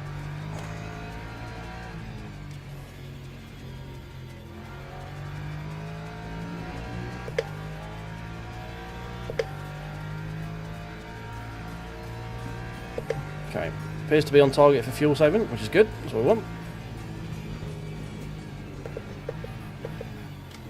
Braking a bit early there.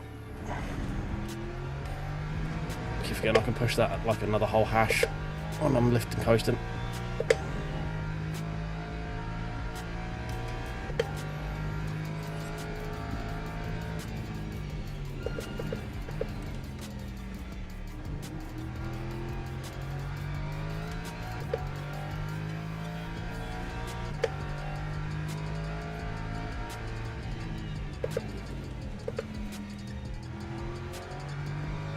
Bit better through there that time.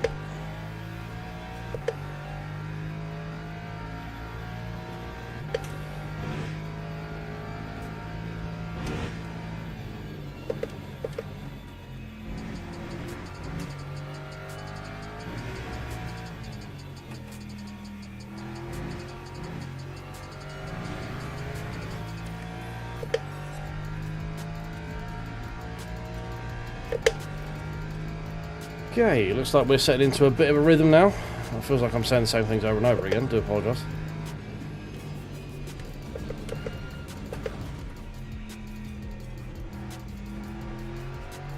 But it looks to be able to manage the gap behind us while saving fuel at a pretty good pace as well. That time was a 2:04.4. Almost off a few tenths off the PB there. Off of, sorry, the fastest lap. A little bit juicy that lap compared to what we want to get.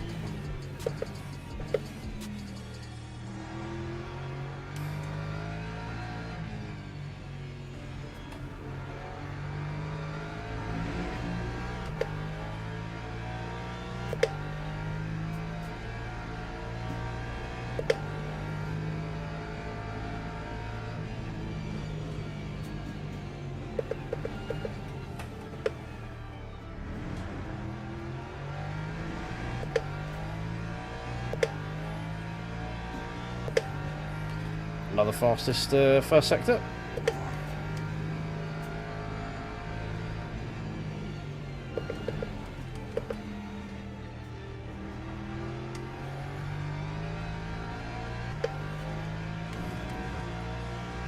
Oh, yellow.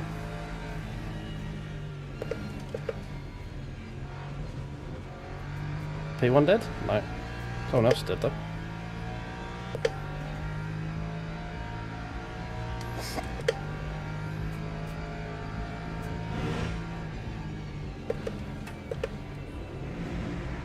Oh, a little bit of scrubbing there. Tyre's not happy.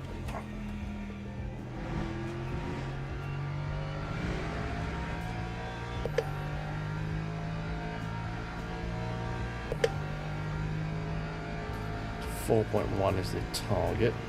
4.12. Okay.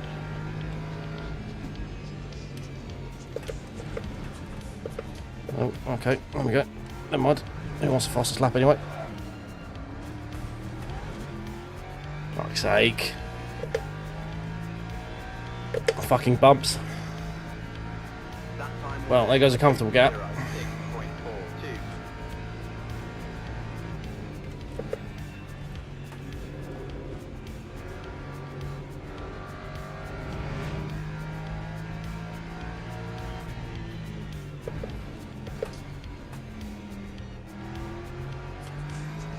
Oh, coming through already. I'll press the button in a second.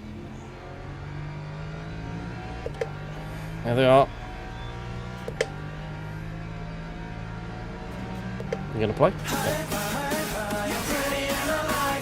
Yep.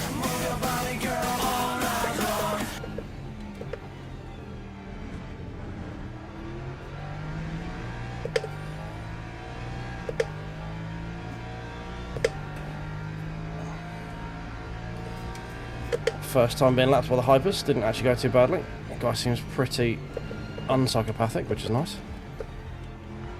A little bit late there on the brakes.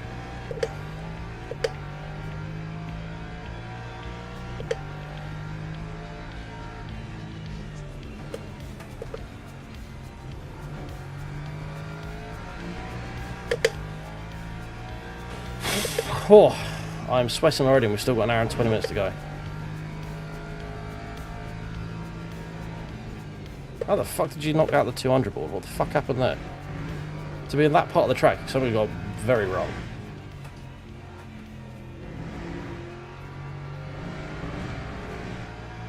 What? Oh, fucking awarded for that bullshit. Bullshit, bullshit, bullshit.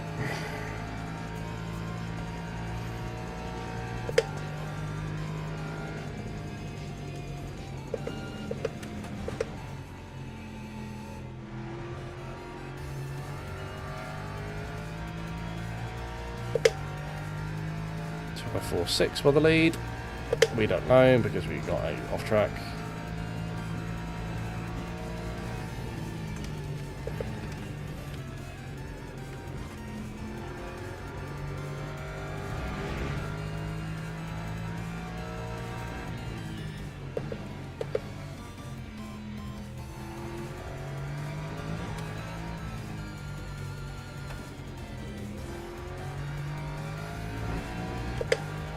I was P11 in the hypercar behind me. What happened to him? Looks like P3 at a moment as well. He's dropped back over 2 seconds. Ooh, brake fade. What's a squeaky squeaky?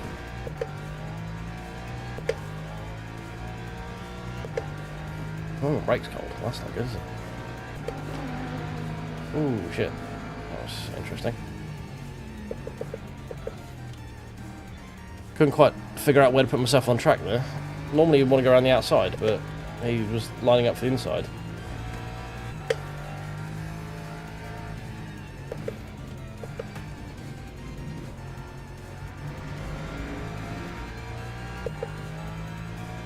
This one's a bit of a scruffy scruff lap so far.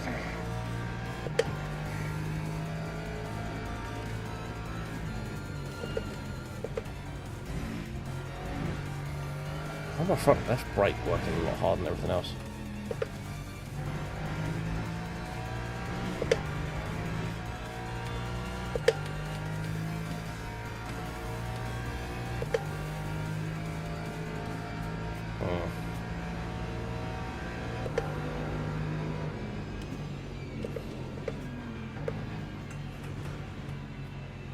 Caught sight of that second hypercar coming through there right at the last second. I was like, okay, nope, best stop turning. Here comes the main hypercar field though, along with back markers again apparently. Time 2:05.98.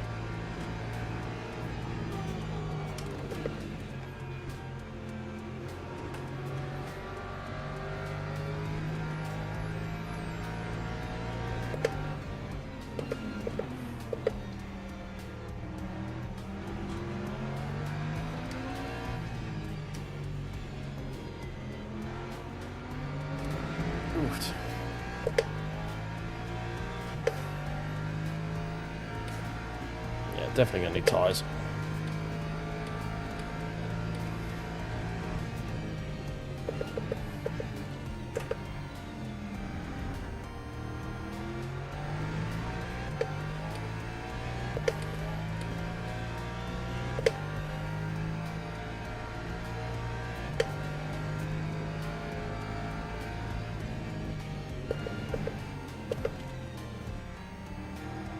Front brakes are not liking this. Every time I get on them this weekend, I have to move the bias back a little bit. Take some load off that front axle.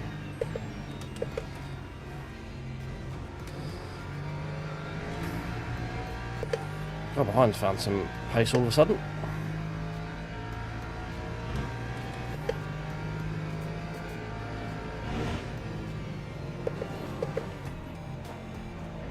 Oh, come on, Hypercar, get out of the way.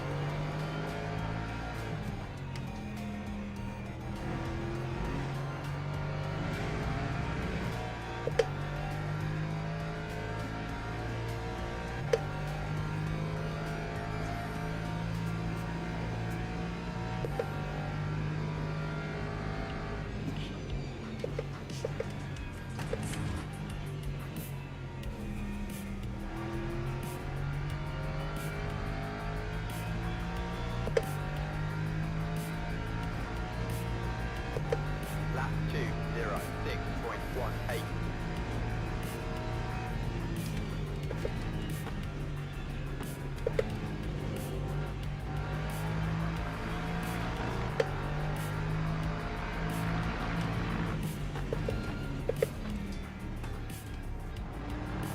Not really going to fight this early in the race. I'm sticking to fuel strat right now.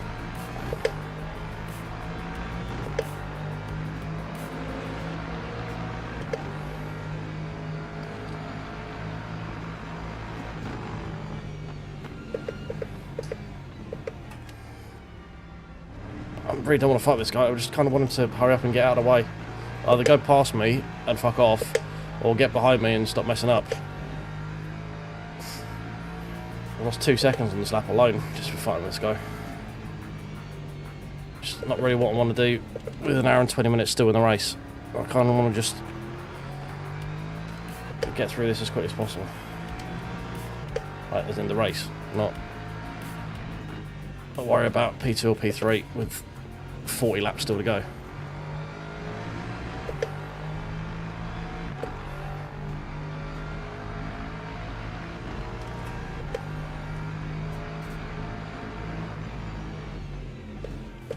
But I guess I can fuel safe behind him, so there's that.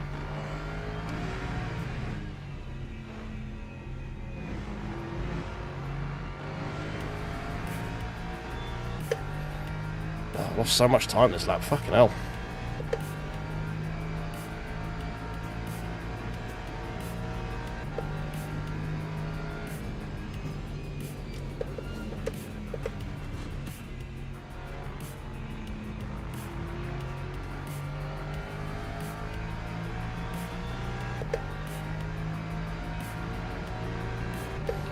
Way out of the way of the hypers. 7.41. Come on, go through. Go through! Oh my god, what are you doing? Fucking hell, man. Talk about confusing as fuck. Fucking hypercars. Yeah, I'm gonna lunge. Oh wait, no I'm not. I'm just gonna stop just before the... Right. Fucking hell. I mean, F to the Lexus, he did that himself though. I don't know what happened. Like, I saw he bounced off the wall. I don't know how he got there, but that was all self-inflicted. Oh my god, the brakes. They suck. This front axle is not enjoying it. We'll have to go 50-50, I think.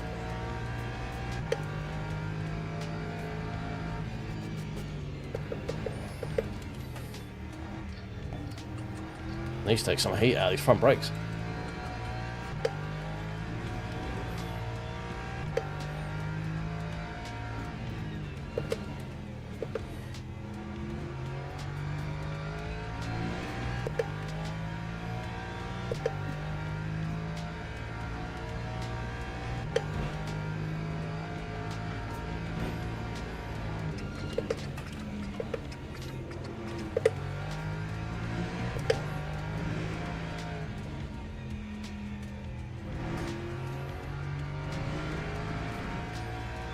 Oh dear. This is these brakes have become a bit of a struggle right now.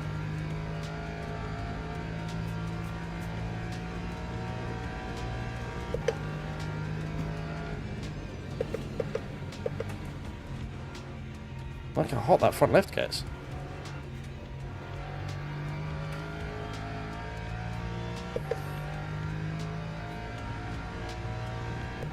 Time 2:06.9. Did that, what, the Lexus FF? I guess he probably did. I imagine it's quite a big knock. He's more than 30 seconds behind on the relative, if he's not.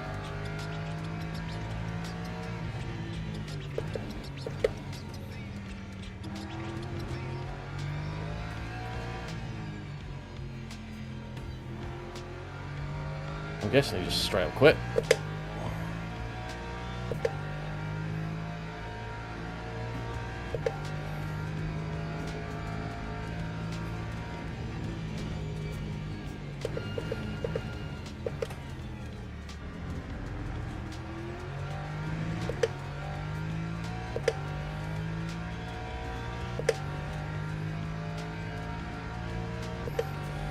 Right, well, time to knuckle down and just sort of zone out and put in some good times, I guess. Try and minimise these heat on the front axle.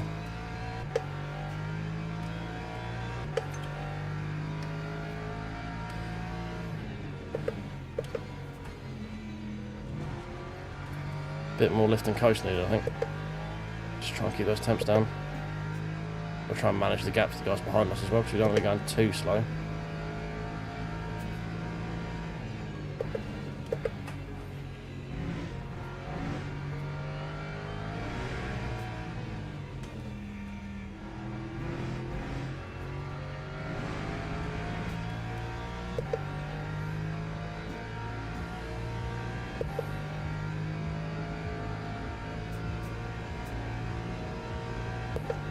Wolf is just going flat out by the looks of it, not managing any form of fuel.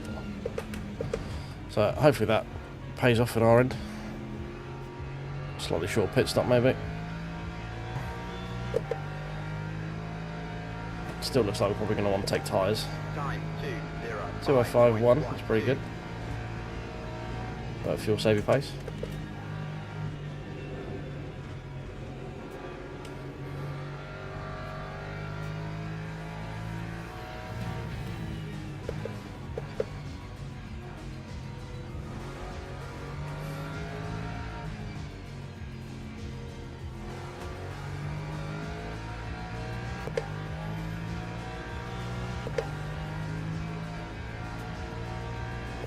Oh, I'm very warm. Very, very warm.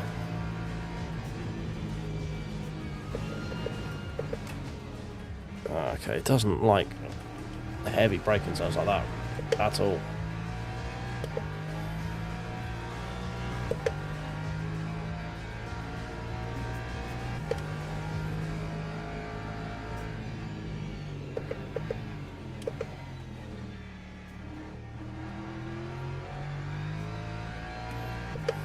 Piper's come around again. Fucking hell. Get around it quick.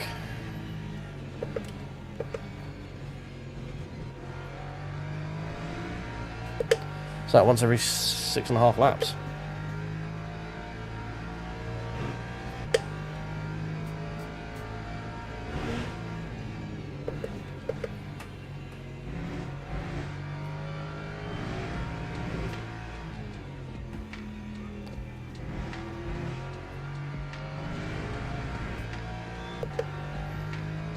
Oh, here it comes again.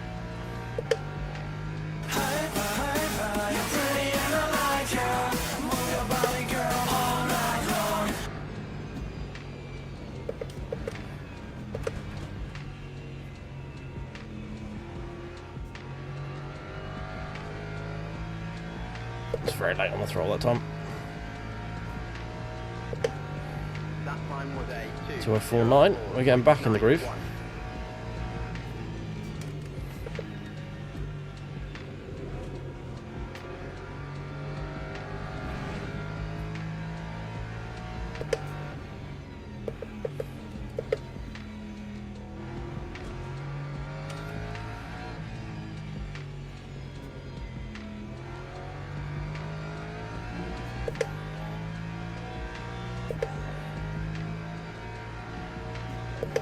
fuel saving better than everyone else around us as well, which could be crucial. Don't know at this point in the race. Gonna stick to our plan, try and fuel save as much as we can. We've got a good pace. Even with this level of fuel saving, we're quicker than basically everyone else right now. Final stint, fresher tyres, slightly lower fuel. Who knows, we might be able to push a bit more.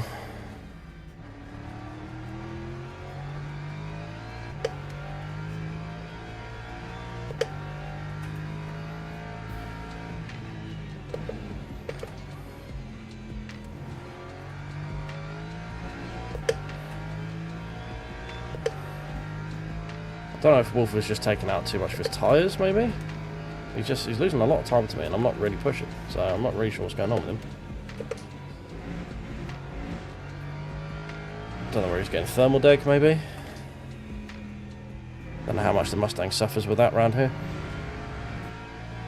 Track temps look to be dropping. Should be good for us as well.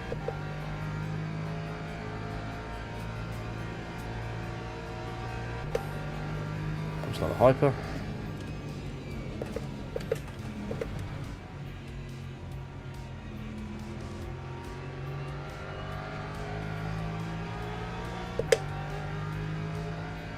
Possibly the fastest lap of the race. That time was a 2:42. Yeah, fastest of the race so far.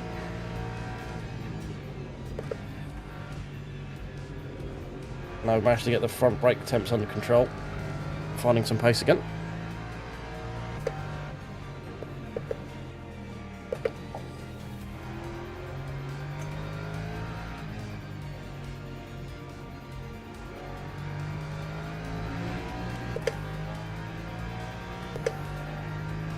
Taken 3 seconds out of Wolf over the last like 5 laps.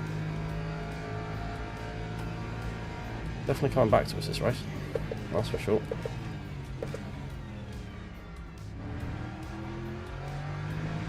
A little bit overslowed into that one there.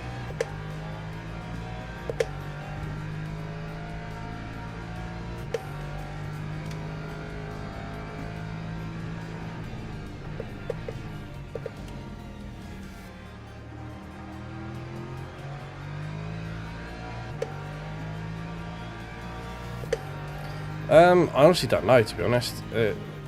It's going to start cooling down because you can see it's getting darker. So it might help our braking issue if things start cooling off a little bit, but I don't think there is like an optimal track temp. You don't want it too hot because it's just going to overheat the cores of your tyres. So it's not something I would know, to be honest. But so I don't think there's like an optimal track temp. But you kind of want to set the setup of the car around the track temps potentially, because you don't want it to be like overworking the car if it's going to be a very hot race, you know.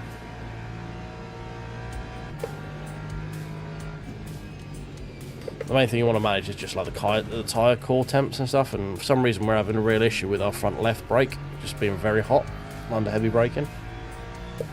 So it just means we have to lift and coast a bit more and can't really push under brakes, you know.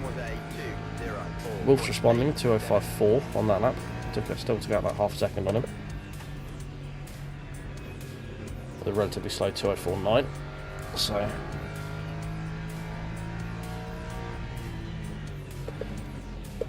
oh, where are we going?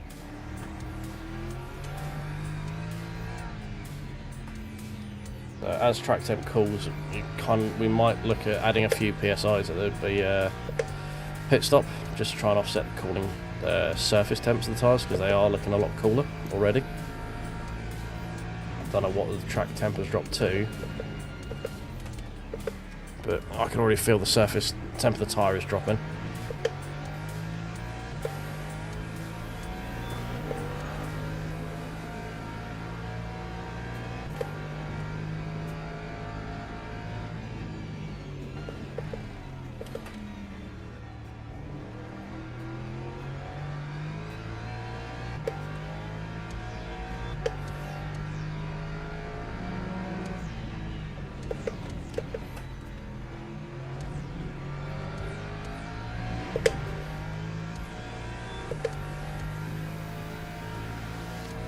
Was there some T1 shenanigan behind me, was there?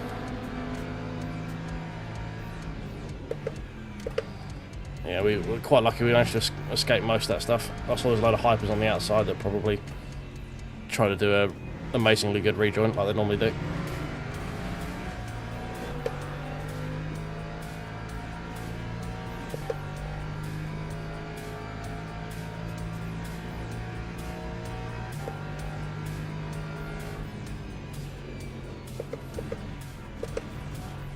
Oh, yellow? No, you're fine.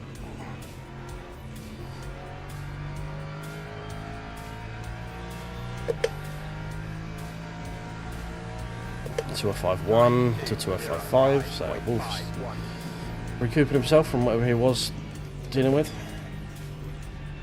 Maybe he's dealing with some overheating tyres that now it's starting to cool, he's not having to worry about as much. We did have a bit of a compromised lap because of traffic and just skill issue. So let's see if we can try and get some of that time back again.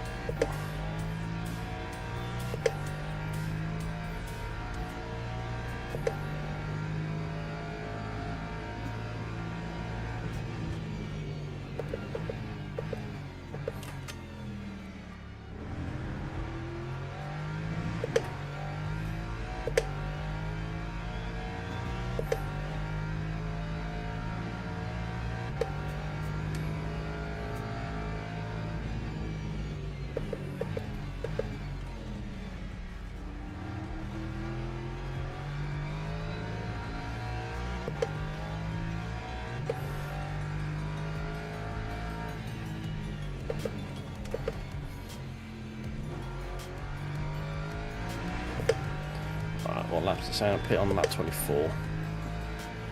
Still not exactly a lot when it comes to window of fuel, is it? Maybe do need to go to +2 or +1 on this last run. Who knows?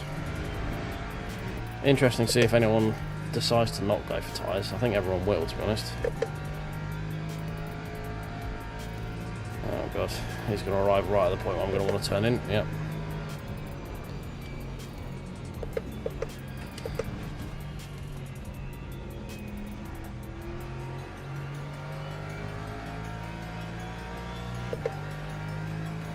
Okay. Lap 2:05.2. Don't fucking flash at me. You go around that side, mate. I'm not scrambling to go left and right across the fucking track before turning. You are.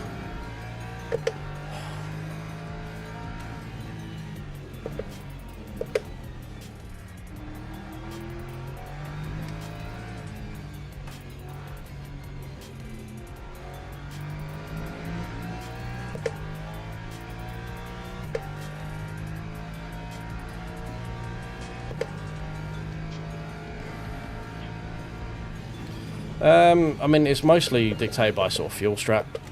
So, because of the race length being, what's it saying, 48 laps right now, we need to make this tank go to at least lap 25, ideally. So, most of these sort of longer races are dictated by fuel more than anything else, and sort of time management. So, if generally if you manage one, you manage the other. But you're not so much lapping to a time, you're lapping to like a fuel delta. So you see just below me, bottom left corner, it's got target, average and last. What we need, our usage needs to be lower than target to hit our lap goal, basically. So that's what I'm working to right now. So on the dash, when we come up to a corner entry, you'll see like purple lights on the outside of the steering wheel. That lets you know when to basically lift off for fuel calculations. Because we got it set so the car is going to work out what I need to do to get +1 lap out of it. So as we come down here, about the 200 board, it starts lighting up. Yeah, so about 200 you want to start lifting, basically, and then you can.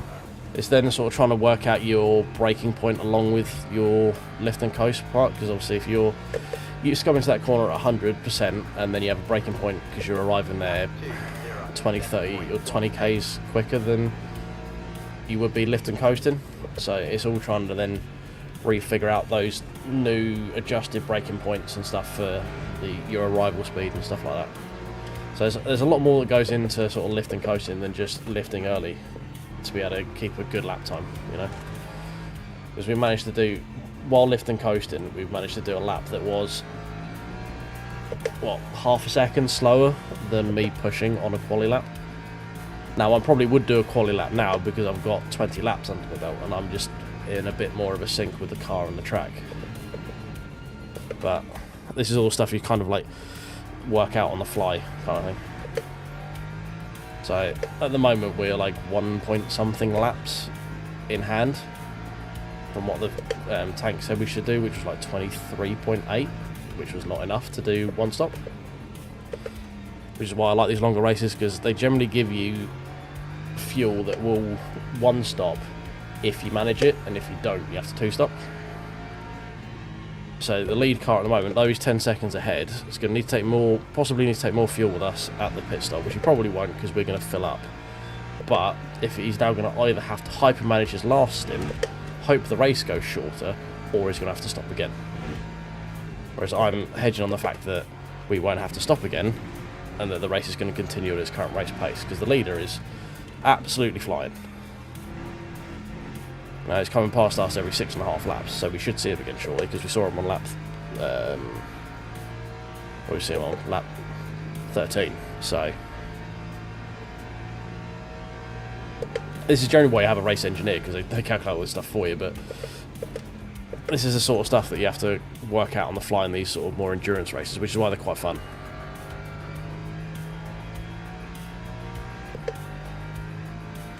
But you see, like in the top left corner, you can see the percentage fuel. So we've got more fuel than most people around us, and we've managed to keep a decent enough pace that we're only 10 seconds off the lead, but we've got at least a lap's extra worth of fuel out of the car.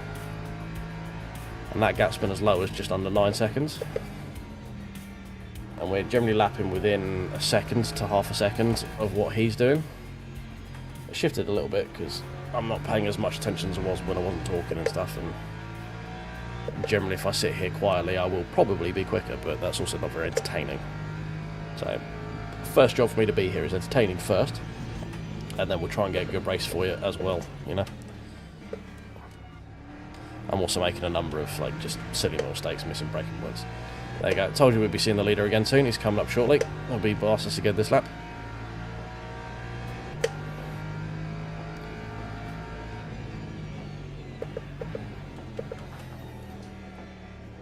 Tyres are not particularly happy right now. Not got a lot of front end grip. Might bump them up 1 psi, just going to cooler temps. 1 or 2 just to try and offset that. Generate a bit more heat in them.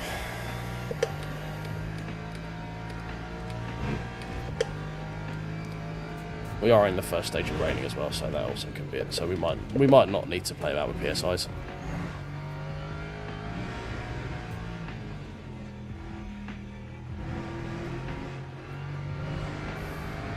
Right, here he comes.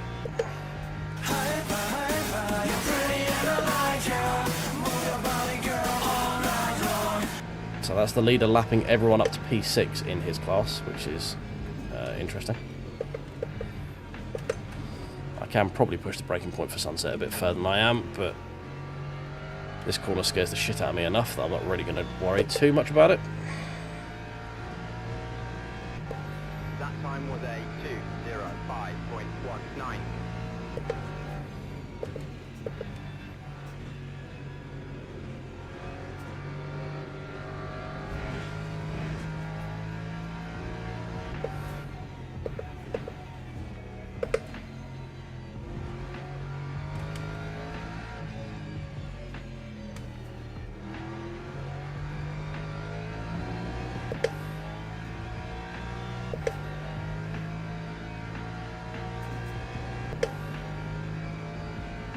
Okay, core temps look fine for now, so I don't think we need to worry too much about fucking around with PSIs.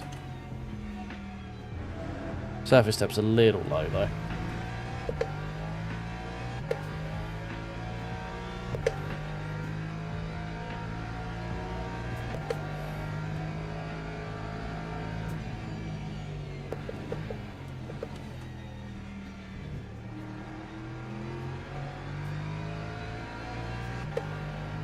Well, go on then, go around the outside, fucking hell.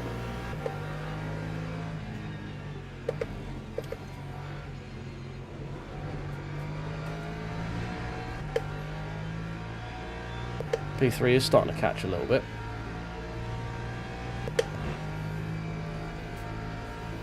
So again, something to monitor because he is closer to me on fuel strap. So he is actually one that I might need to start worrying about. We might start needing to push a little bit more than we are. We are being very lackadaisical when it comes to some stuff.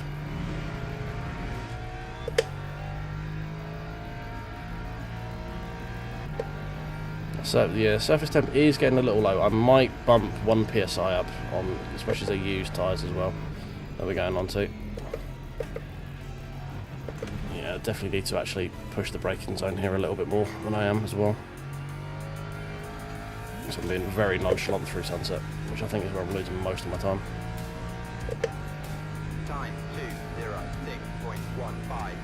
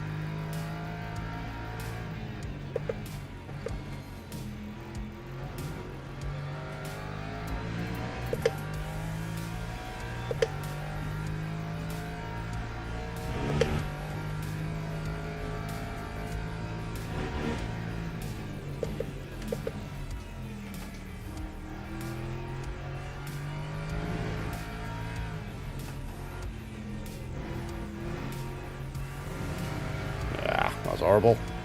Come on, do better.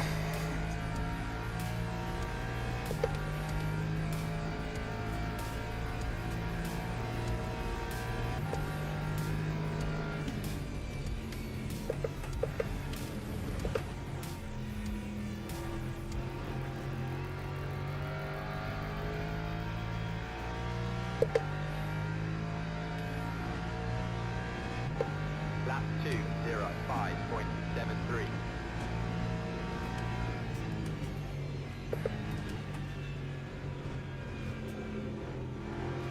Ah. Coming on the throttle for fucking ages then.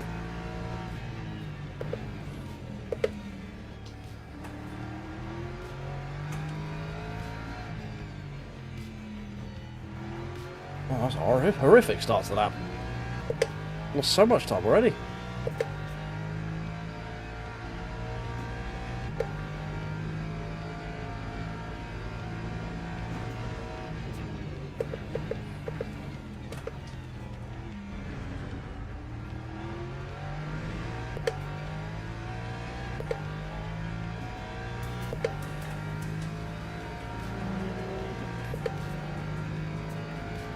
Right, let's just bump 1 psi up on those, because I think we are starting to lose a little bit of surface grip.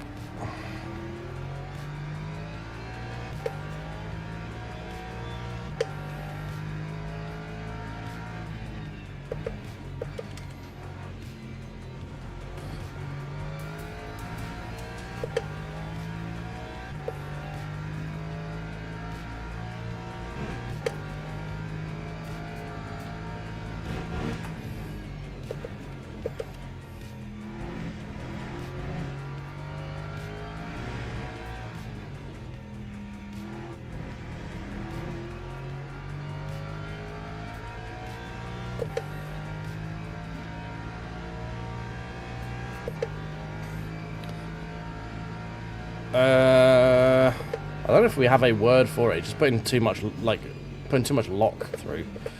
Putting too much steering lock in. It's not I don't know of a word that describes like too much steering input. Right, OSW, you're my tyre guy, right? I'm looking like my surface temps are dropping. Core temps look fine.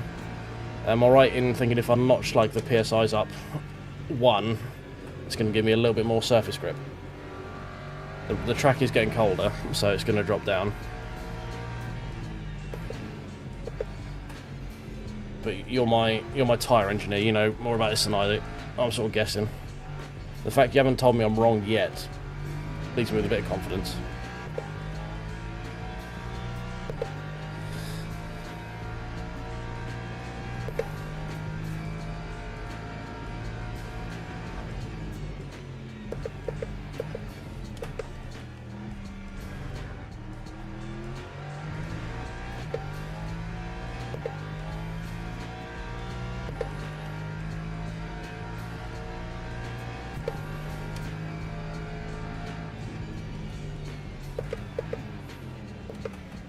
Oh god.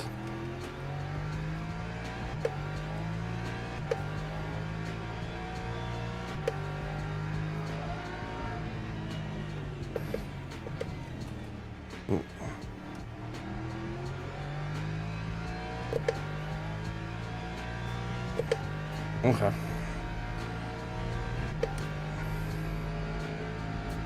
Well, I definitely feel like I've got less grip, more than just the fact the surface rubber is disappearing, you know?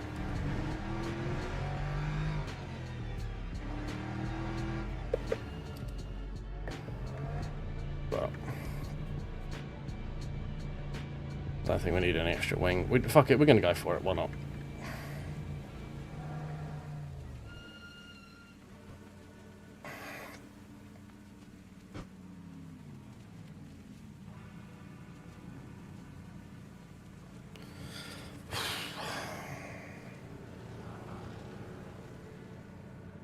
Yeah, it could just be the fact. I mean, but the like tire wear didn't seem too bad. It was like 80s, but it felt like the surface temp was getting like the core pressure, the core temps felt fine, but the surface temp was just like getting pulled down. So I'm wondering if I put a little bit extra pressure in it, just try and generate if I overheat the core of the tires a little bit to get a bit more surface temp, you know. It could be bollocks, it could all just be in the track temp and there's nothing I can do about it. But, you know, we don't try, we don't get. Right, well he hasn't taken tyres, so we've lost a sus. Wolf has come out more, he doesn't look like he's taking tyres based on the gap. We've got back marker in front of us. We're going to be very fucking slow on this outlap. We've got stone cold tyres on a stone cold track. Insert smashing glass gif.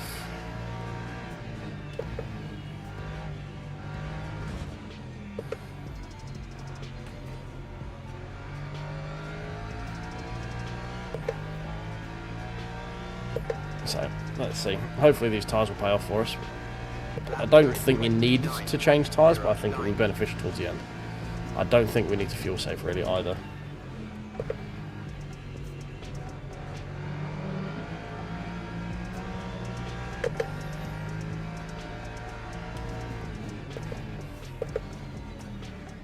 Oh my god, turn please, thank you.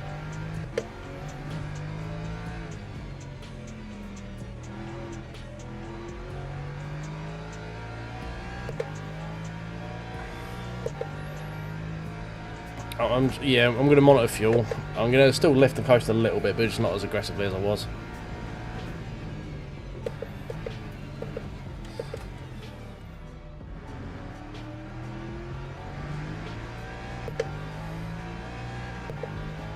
Oh, why are you going up the inside? Fucking hell. Why would you aim for the inside there? Oh, I forgot. I've got a button for that. Maniac! Sorry, it's a relatively new button. I forgot about that one.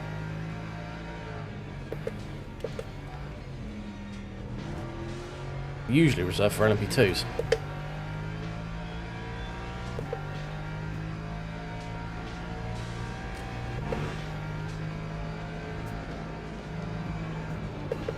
Come on, if you're going to go in front of me, go in front of me. Fuck me.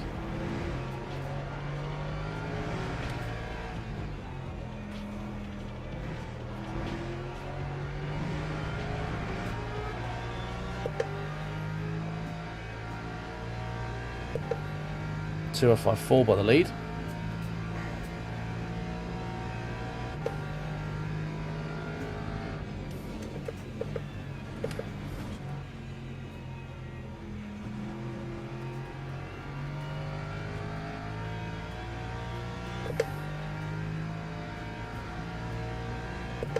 Time 2 2-second out will be cold tyres. Okay, that's should be enough once they're up to temp to catch up with the extra grip.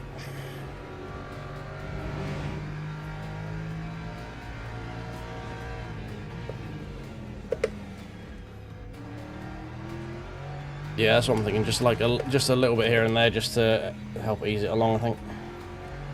I think we're probably going to 47 anyway, so I don't think I need to. But I don't think P1 has enough, even with going to 47.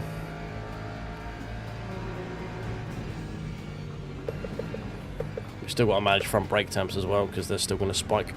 So we can't go too mad, I don't think.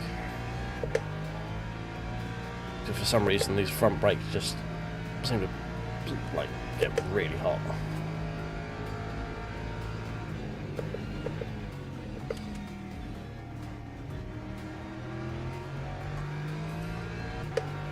We might have to go even more rearward on the bias if they continue to struggle.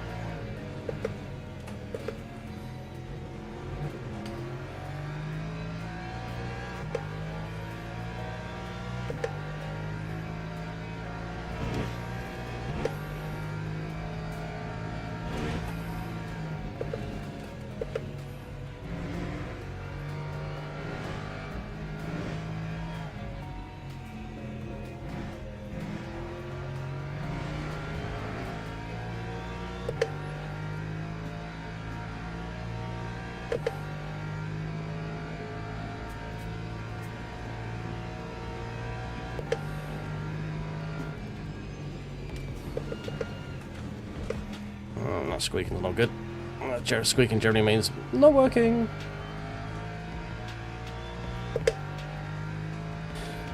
To a 6.6 to my 2059.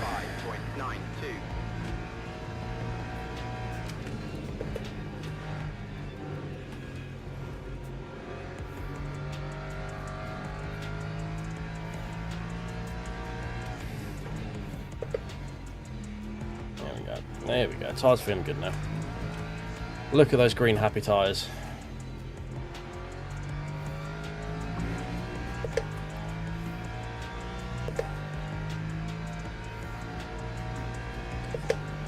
Oh, you're gonna be like an annoying kid with the camera going, oh, tell me about your car. What have you done to it? What's the 8 instead of 8? You can do it on race days, or you want to do it like track days as well. I think track days you'll find a load of people who want to chat shit about their car.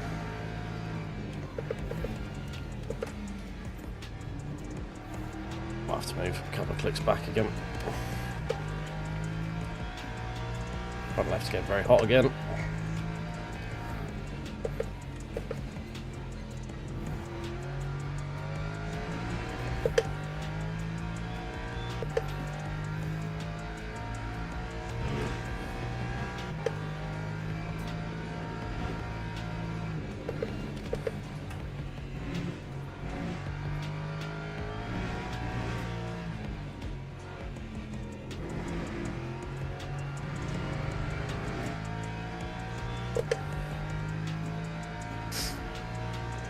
Right, I'm closing in on Sus, getting back to our P2. A little bit of an indent in Wolf.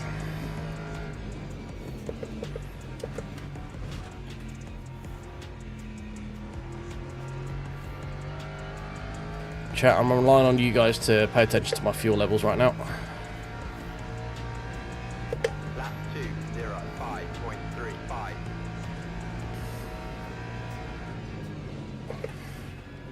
Yeah, I mean, sounds interesting, mate. You'll probably get lots of really, really nerdy data from it as well, I'd imagine. I know you enjoy your nerdy data, so.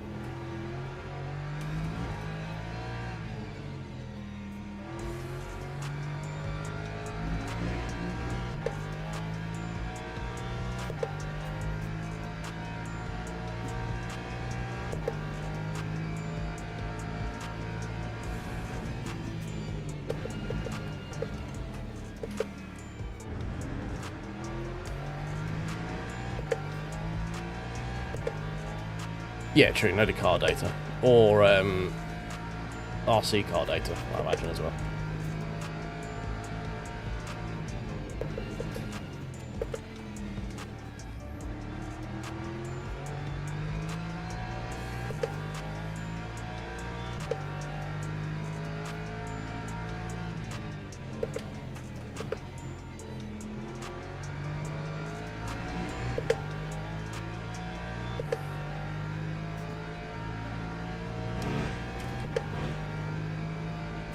We've got this back marker to try and navigate, which is going to be interesting. Even more interesting when we have a big oversteer moment.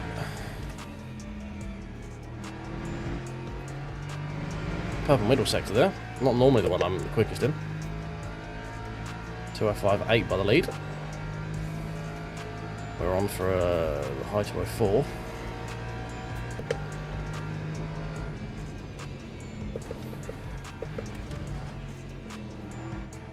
I can keep the arse from splitting out on me because of the fucking brake bias.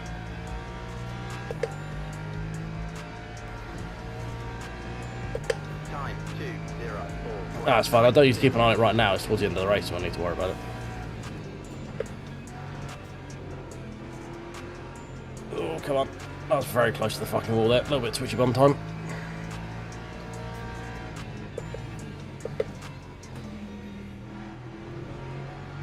It's just as it's bouncing around between like 48 and 47. One requires a little bit of lift and coast, one doesn't.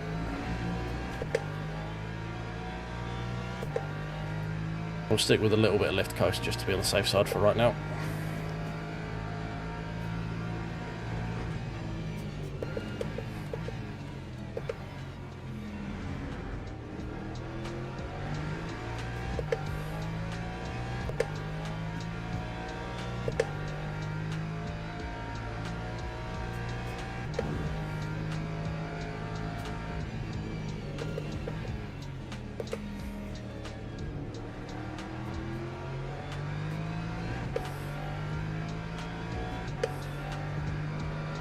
No, not the outside. Fucking hell. Why don't go for the outside? Because you can never get it fucking stopped. If you'd have waited half a second, you could have had the inside of the fucking corner. Patient motherfucker.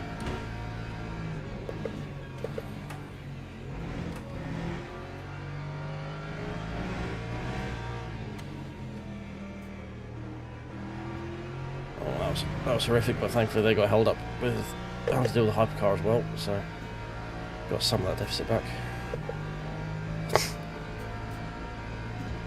Tequila's hanging in there as well. Don't fucking send it. Cute. I did turn in a little early there just to close off any avenue we might have of lynching it up on the brakes, you know.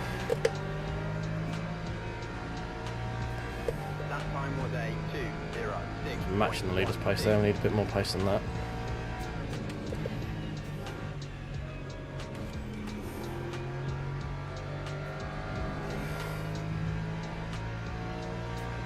Especially with Tequila behind doing a 204.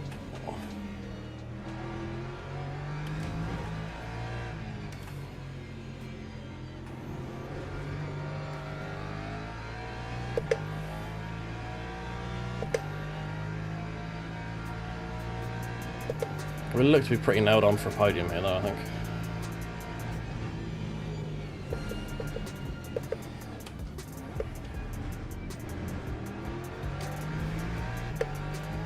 Oh, you're a diamond. Beautiful, thank you, man.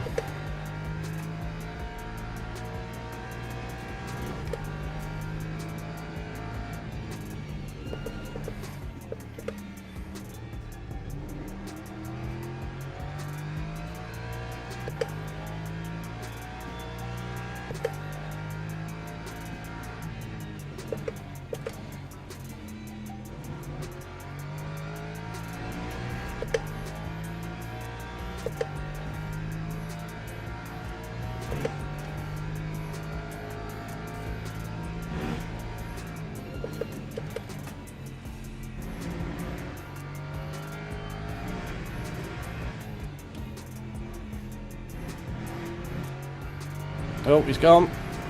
Hold your brakes, please. We'll just crash into the wall. That also helps. Back in P2.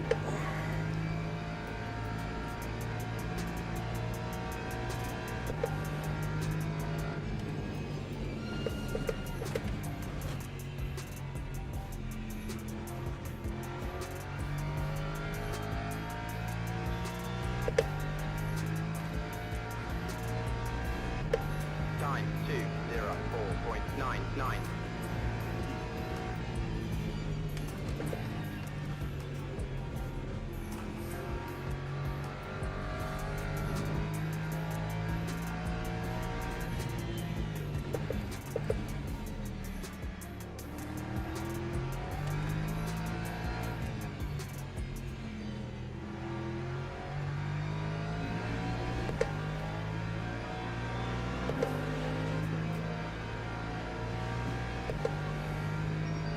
Okay, right. Time to settle in again. A little bit of lift and coast because the laps keep bouncing around between 18 and 19 to go. We've only got 17 laps worth of fuel, so... Right now, we don't make it.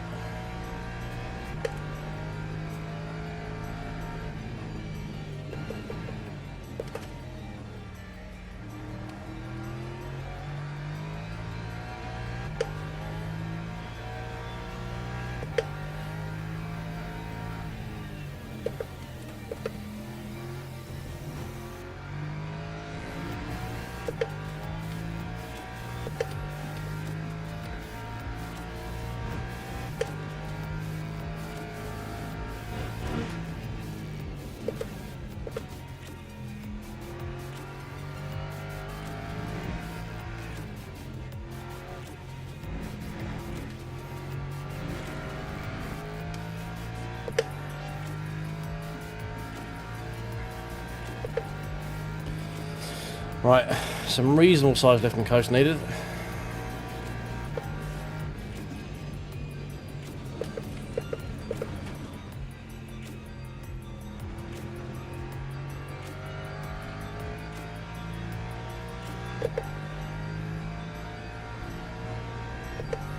Lap 2:05.19.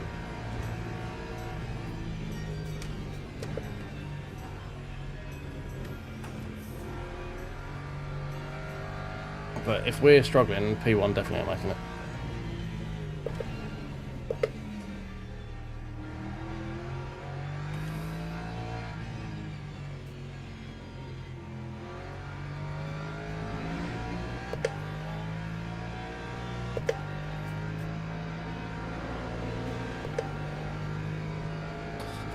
I think this will end at 47, but I want to make sure that we have at least enough, you know? Because sod's law, it will end up being 48. And we'll have to splash.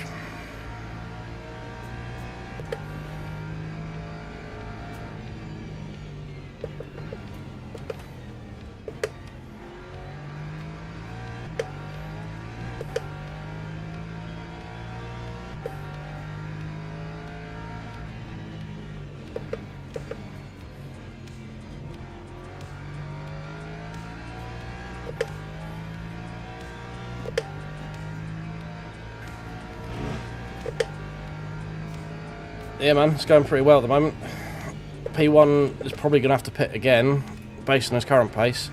So there is a chance that the win is on here, but we do have to pay attention to Tequila behind us. because he's on basically the same strat as me right now. We're both kind of paranoid that the race is going to go to 48. But I'm fuel saving as if we're going to 48, but I think we're only going to 47. But, you know, I'd rather finish with a lap lap extra of fuel than have to pit, and if it goes to 48, you know. And yeah, I'm quite enjoying the Lexus, to be honest. It's quite nice to drive. It's a lot better than it used to be. It used to be so fucking heavy to drive. Now it feels a lot better. And it seems to be a pretty good alternative to the BMW, to be honest, as well. Which is why I quite like it at the moment, because everything's BMW, and I'm a bit bored of it.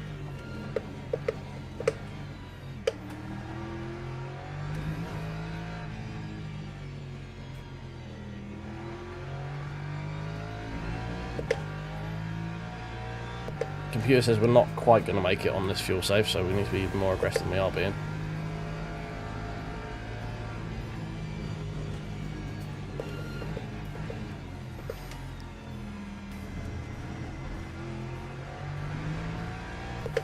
I don't know if I trust it, but the risk of not trusting it is quite a lot.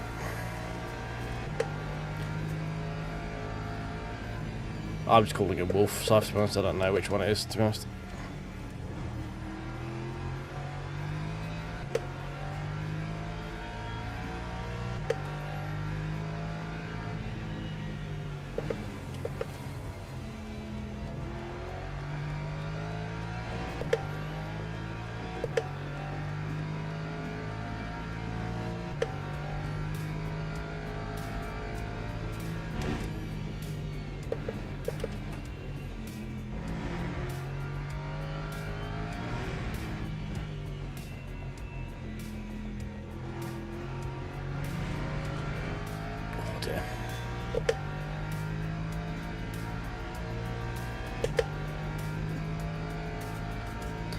I don't know. I've never liked the Aston. The Aston still feels heavy as shit, but the Lexus feels a bit more improved. I don't know if they've taken some of the weight out of it for the bop, but it feels a lot better than it was when I first drove it. And it seems to be able to hold pace with the BMW, which is the meta right now, at least in Monza. We did do a race in the Corvette, and that pace-wise seemed to be okay as well. Oh. Oh. We got a double press.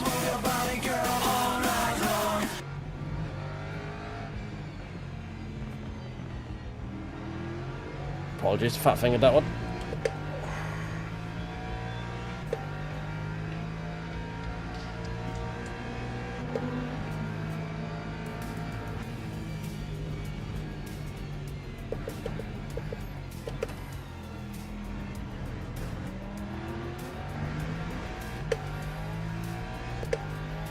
Yeah, I think Tequila's realised the same thing I have, that if it does go long, we're both fucked.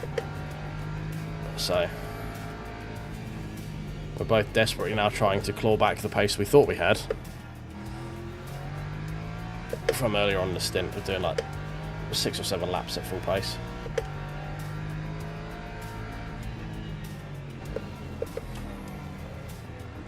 Come on, get off the corner.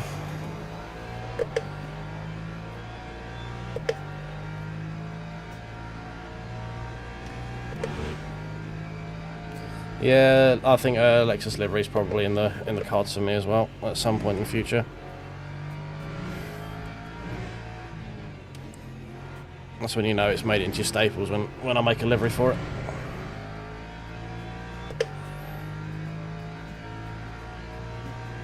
Oh, it's a horrific lap, this one. There's so much time with that fucking Cadillac not getting out of the fucking way.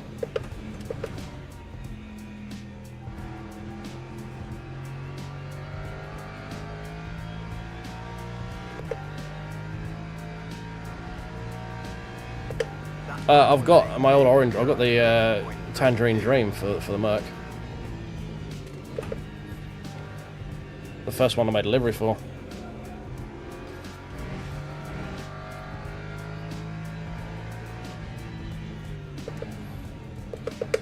Oh my god. Come on. It's absolutely fucking nothing from the fronts there.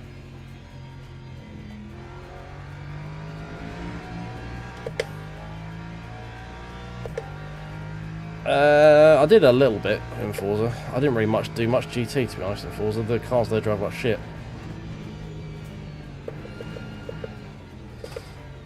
I could never live in the slip angle that Forza wanted me to with the GTs.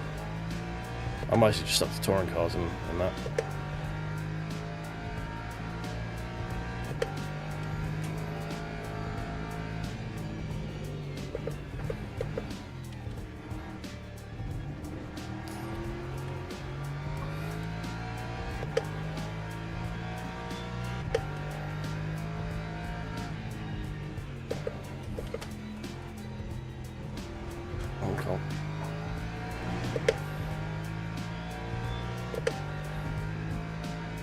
Oh yeah, that one. Yeah, no, I've not got. I mostly do with this one. It's like I really like the Bilstein Merc they did years ago, like the manga style one. So I generally do them in that sort of style. Like the BMW one's like a paper one, so it's just like all white with like drawn on like crease lines and stuff like that. And the Merc is like a comic book style one. It's orange with like highlights and stuff with all the panels highlighted.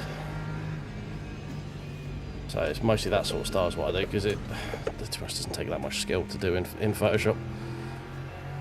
It's something that falls within my ability, you know.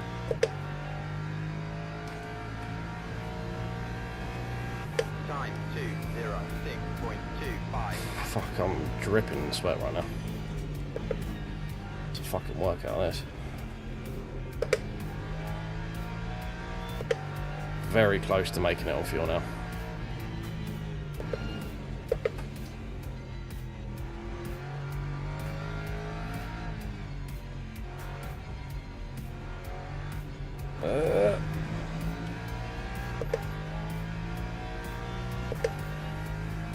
Tequila is driving a lot quicker than me right now. That is for damn sure. We might have to concede for now. Because we can't really race him with fuel as it is. Don't quite know where he's finding his pace for it, but he's doing a lot better than I am right now. Maybe the core temperatures are suiting the Merc a little bit more.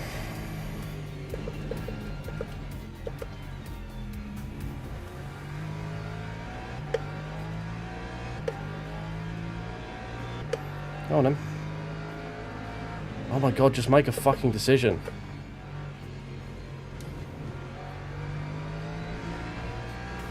Jesus Christ. There's so much time to these indecisive fucking hypercars, man.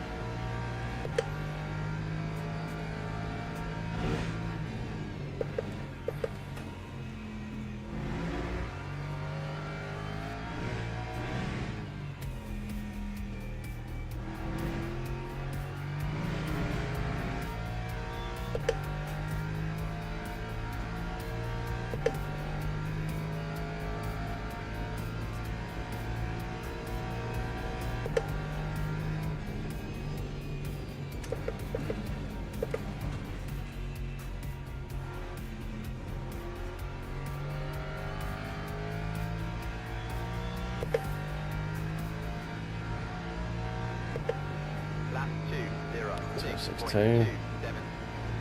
2:46. How is he doing 2:04s? Madness. Madness, I tell you.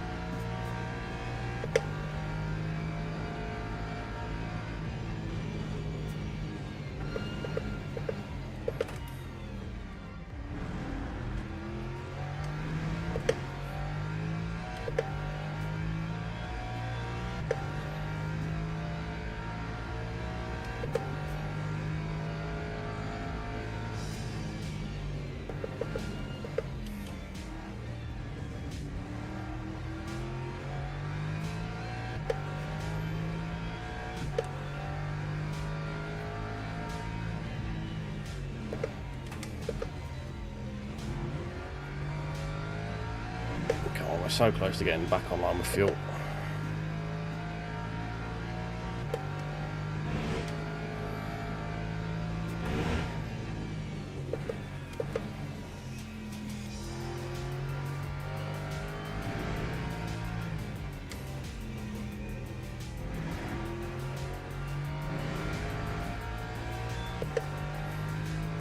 We've got to make up like 0.3 of a lap at this point, I think. Because that says we've got 12 laps to go. And we've got 12 laps now, so we've got to make up like this last bit of a lap. It's basically the deficit we're at the moment.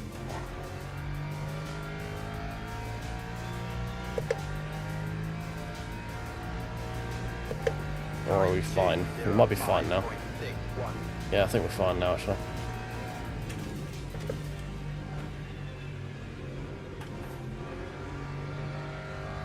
So it says 11. Yeah, we need 11 laps, don't we?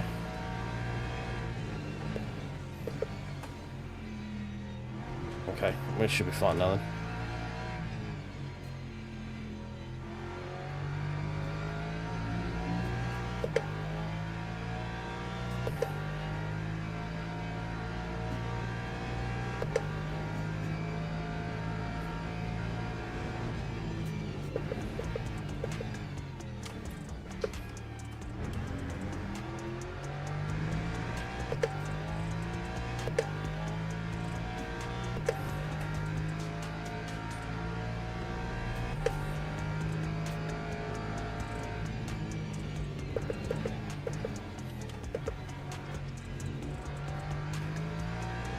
Maybe not.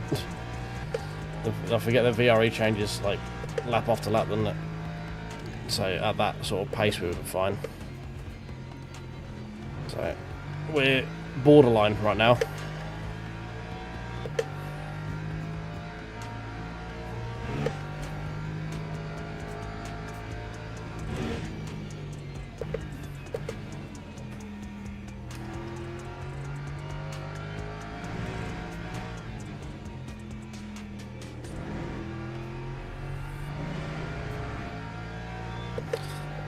Oh, come on.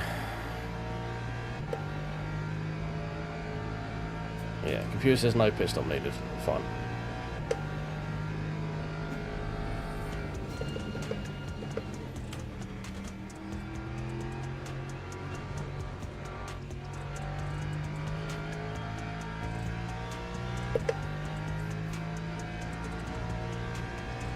Lap 2:05.91.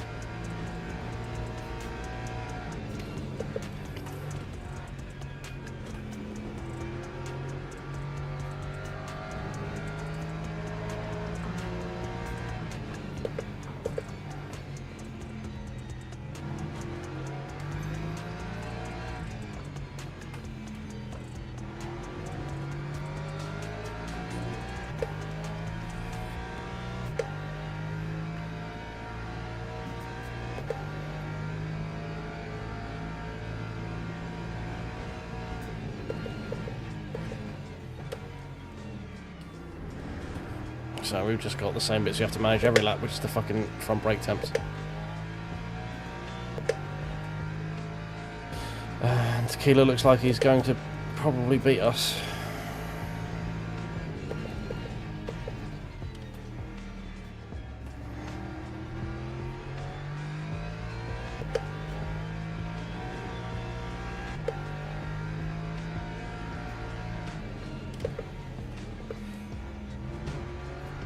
So I don't know if I've got enough to keep him behind me right now.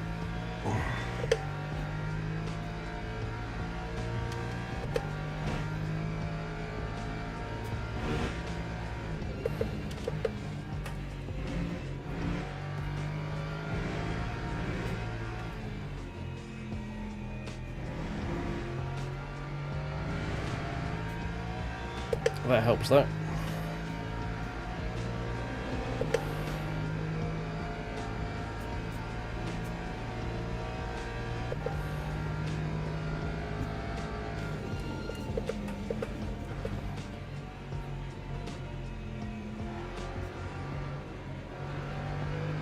That doesn't help.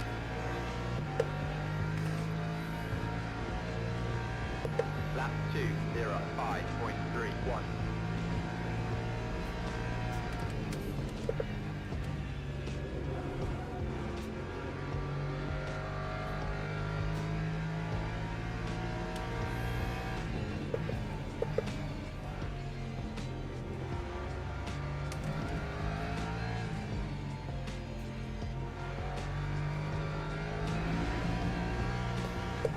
Ah, I missed a gear.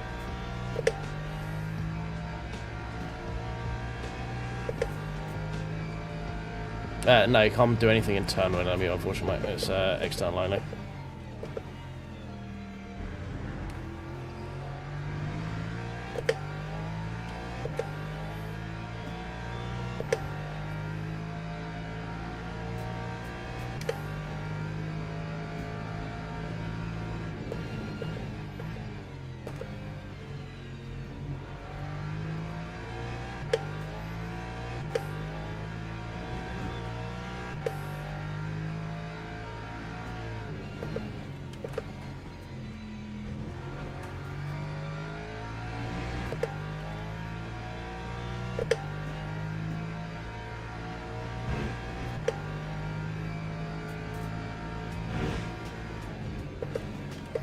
It's now saying fuel use is critical. Fuck's sake.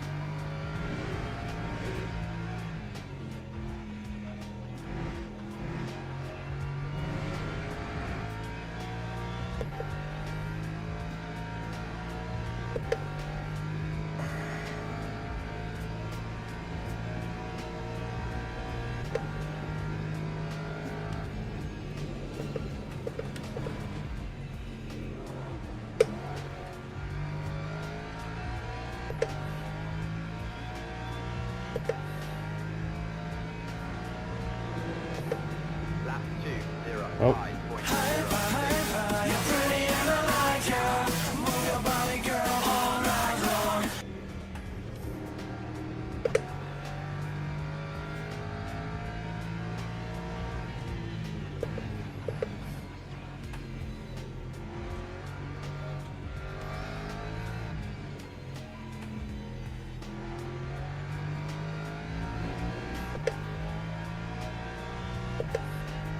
We've got 8 laps now.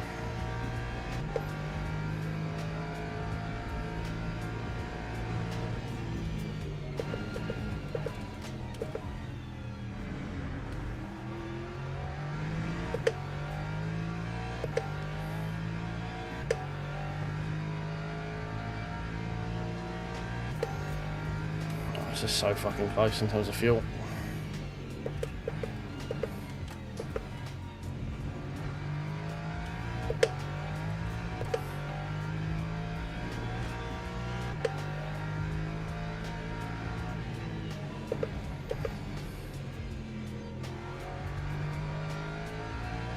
Need a little bit of lift and coast, I think, just to make sure.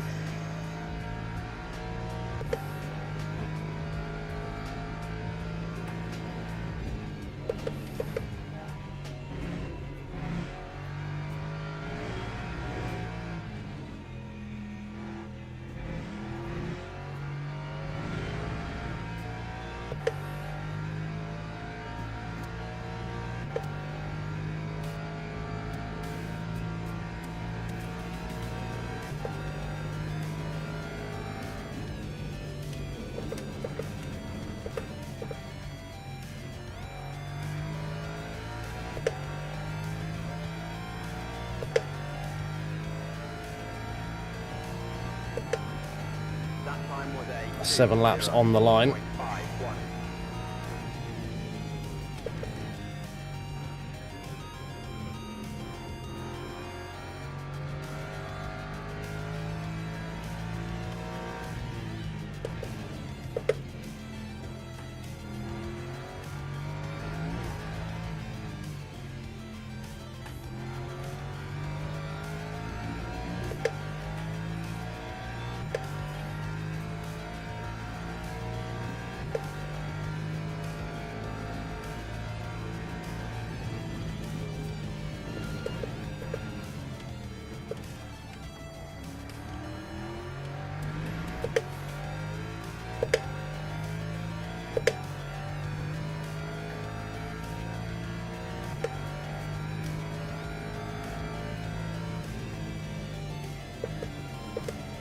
Oh shit.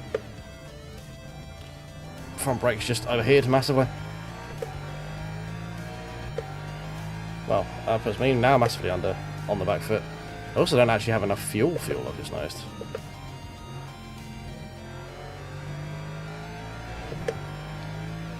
We might just have to concede this.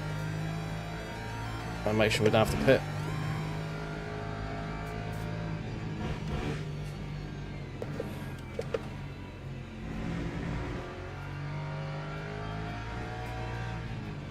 Which is annoying because that would have been the win.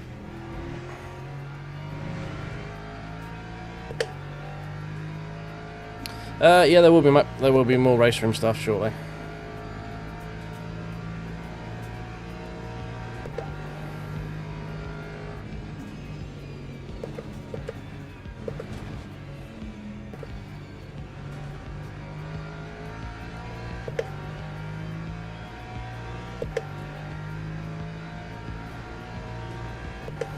That time was a 2:06.62.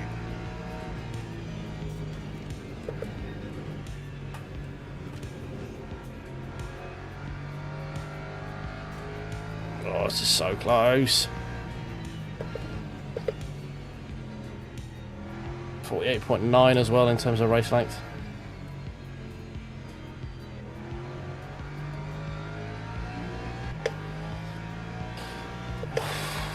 God damn.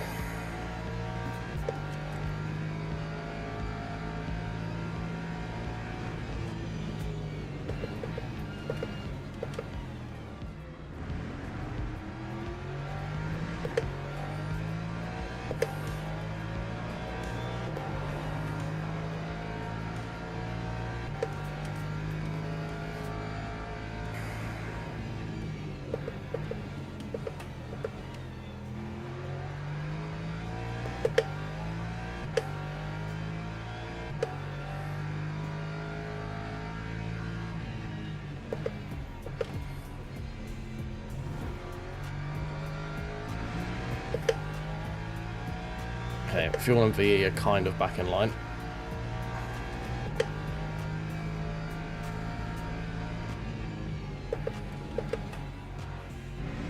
Thankfully, fuel you can just save by short shifting.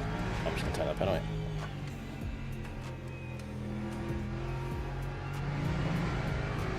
Not a very good exit out of there.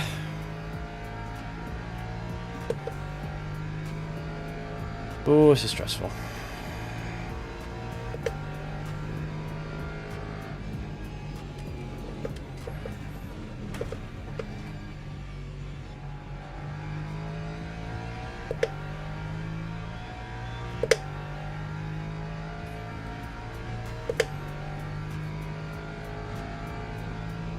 a 5.3 from the guy behind.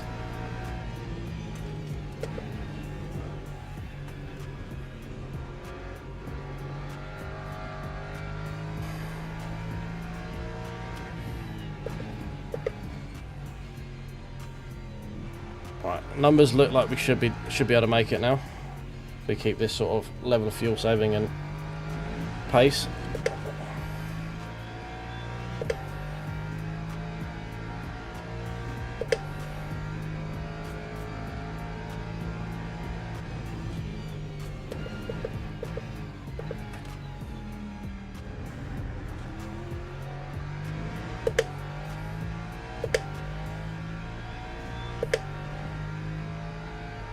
I have to brake so early for that hairpin because the fucking front brakes.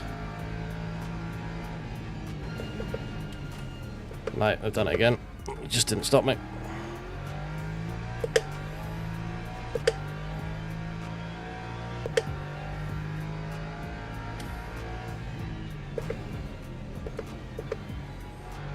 Oh my god, these brakes.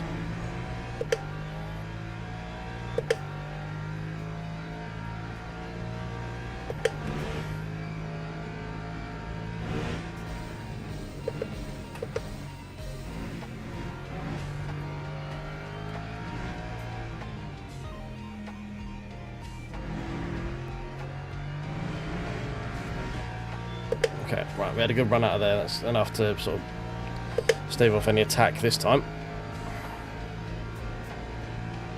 back marker coming up as well by the looks of it.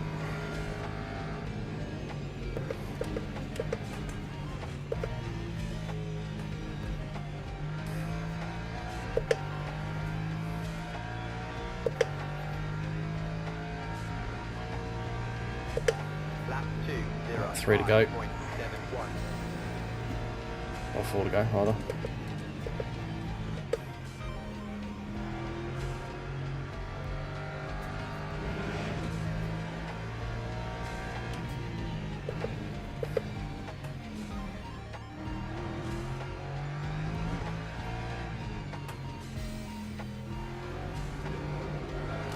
No.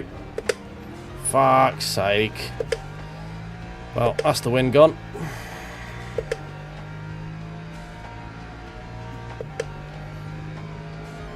I'll try and get it back now.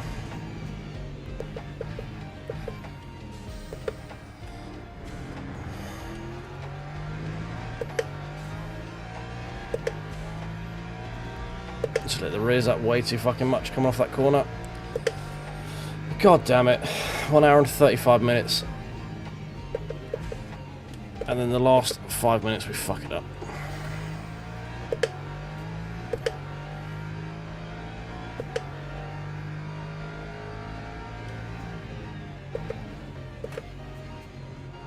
Yeah, that's the 5-minute board.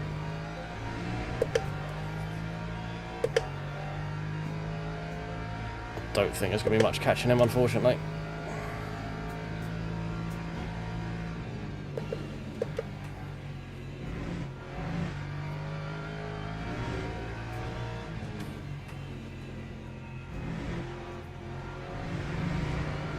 Start using these off tracks, I think.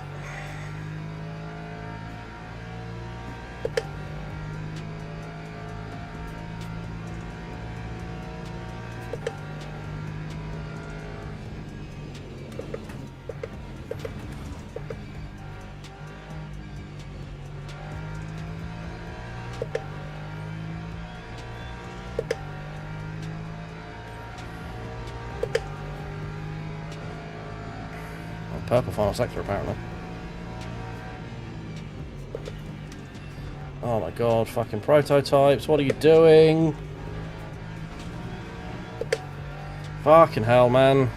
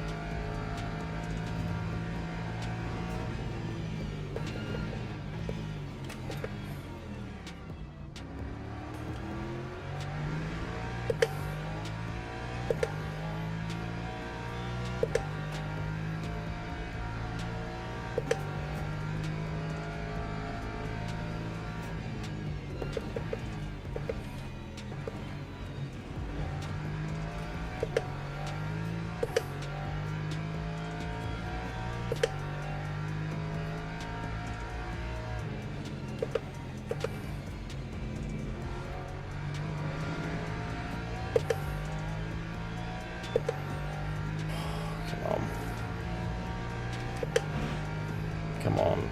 I want this win.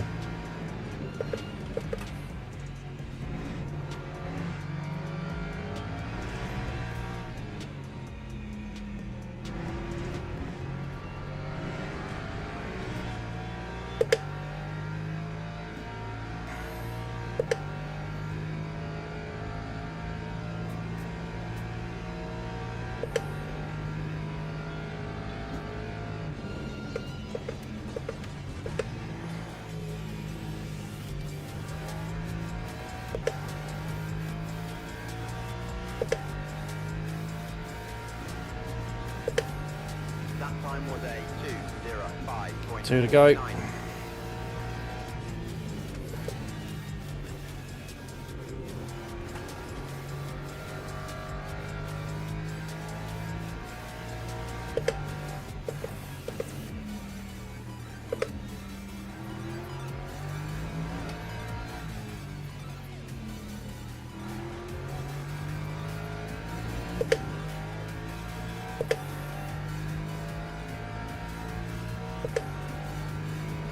Oh, back marker, what are you doing?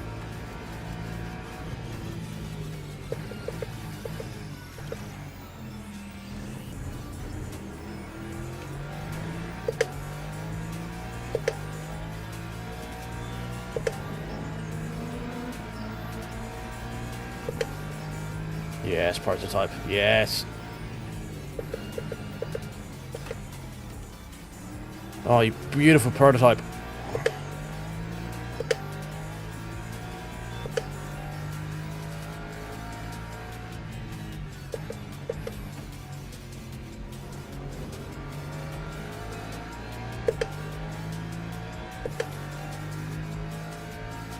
Leads in the pit.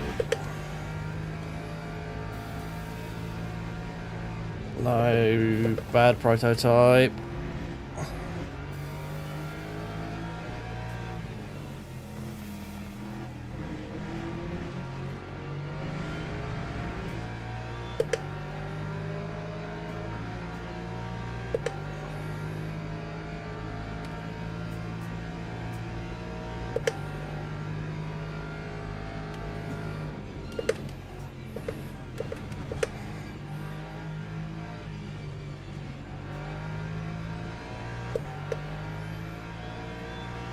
Ah. Oh, was that it? What? I thought we had another lap. Oh, that's bollocks.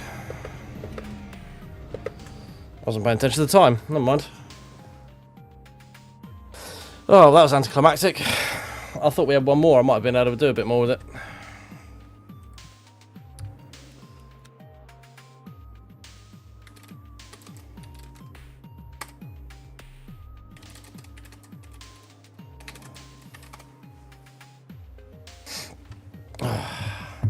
Kind of GG. I threw the win.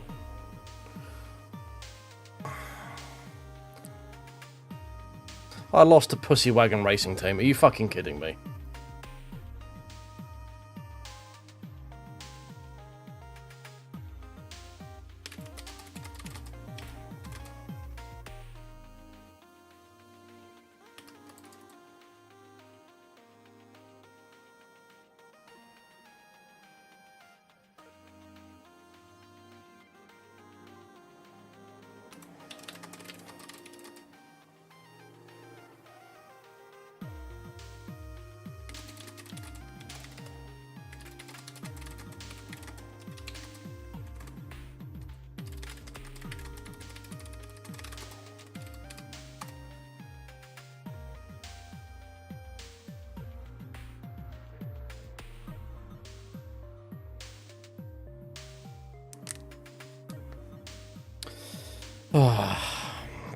Where did you finish, Muzzle? Oh, nice, P9. I fucking told you we were going to have 10 finishes, didn't I? In the GT3s. I fucking told you. I called it right from the very off, going, yeah, only 10 of these fuckers are finishing.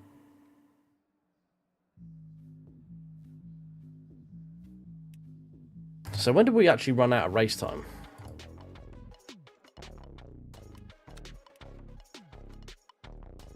So I was too busy fighting with everyone to figure out what, like, to actually realise when that happened.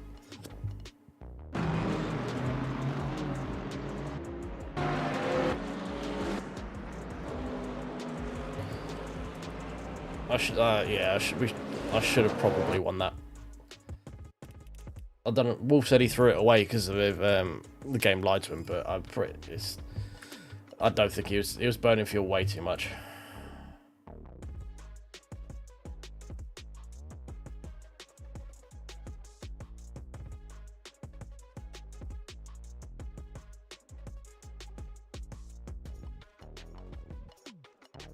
It says there's a 4-minute difference in total race time, so...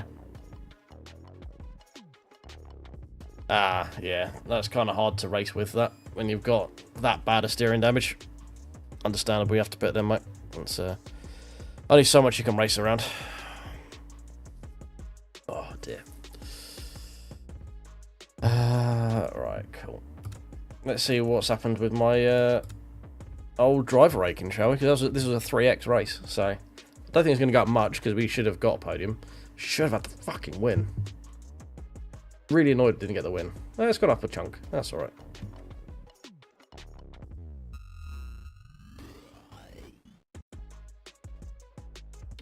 Lost to one driver with a slower rank. Okay. Ah, well. Ah, well.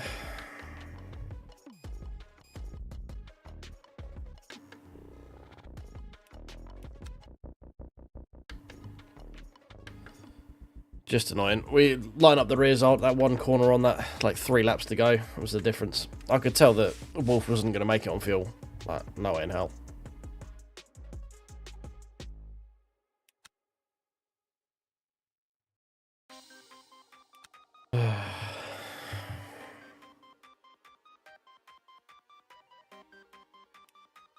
But apparently they still need to work on their prediction length, because that was way off in terms of number of laps.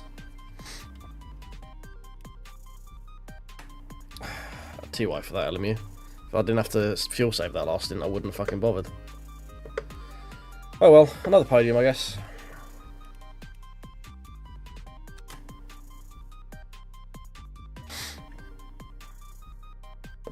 Alright, SW, yeah, probably going to be it from me there as well, I think, to be honest. As it is just gone at 2 AM. Although I'm not working, I do still need to be up and do things tomorrow. So, right, thank you very much for everyone for hanging out this late. We've still had great numbers today, actually. We've had a load of people in here, and we've had good, strong numbers throughout. Anyone still here who hasn't tickled the subscribe button, just down there if you could, that'd be great. Tickle the like button just somewhere down here as well. Follow if you're over on Twitch. We've got 7 people over there at the moment, so massive help for me if you could tickle that follow button for me. All the normal shilly stuff. Back tomorrow. Yes, back tomorrow. Doing some form of something. We might do race room, might do iRacing. Not sure. We'll figure out on the day. But yeah, thanks for hanging out, everyone. I'll catch you tomorrow, same bat time, same bat channel. See ya.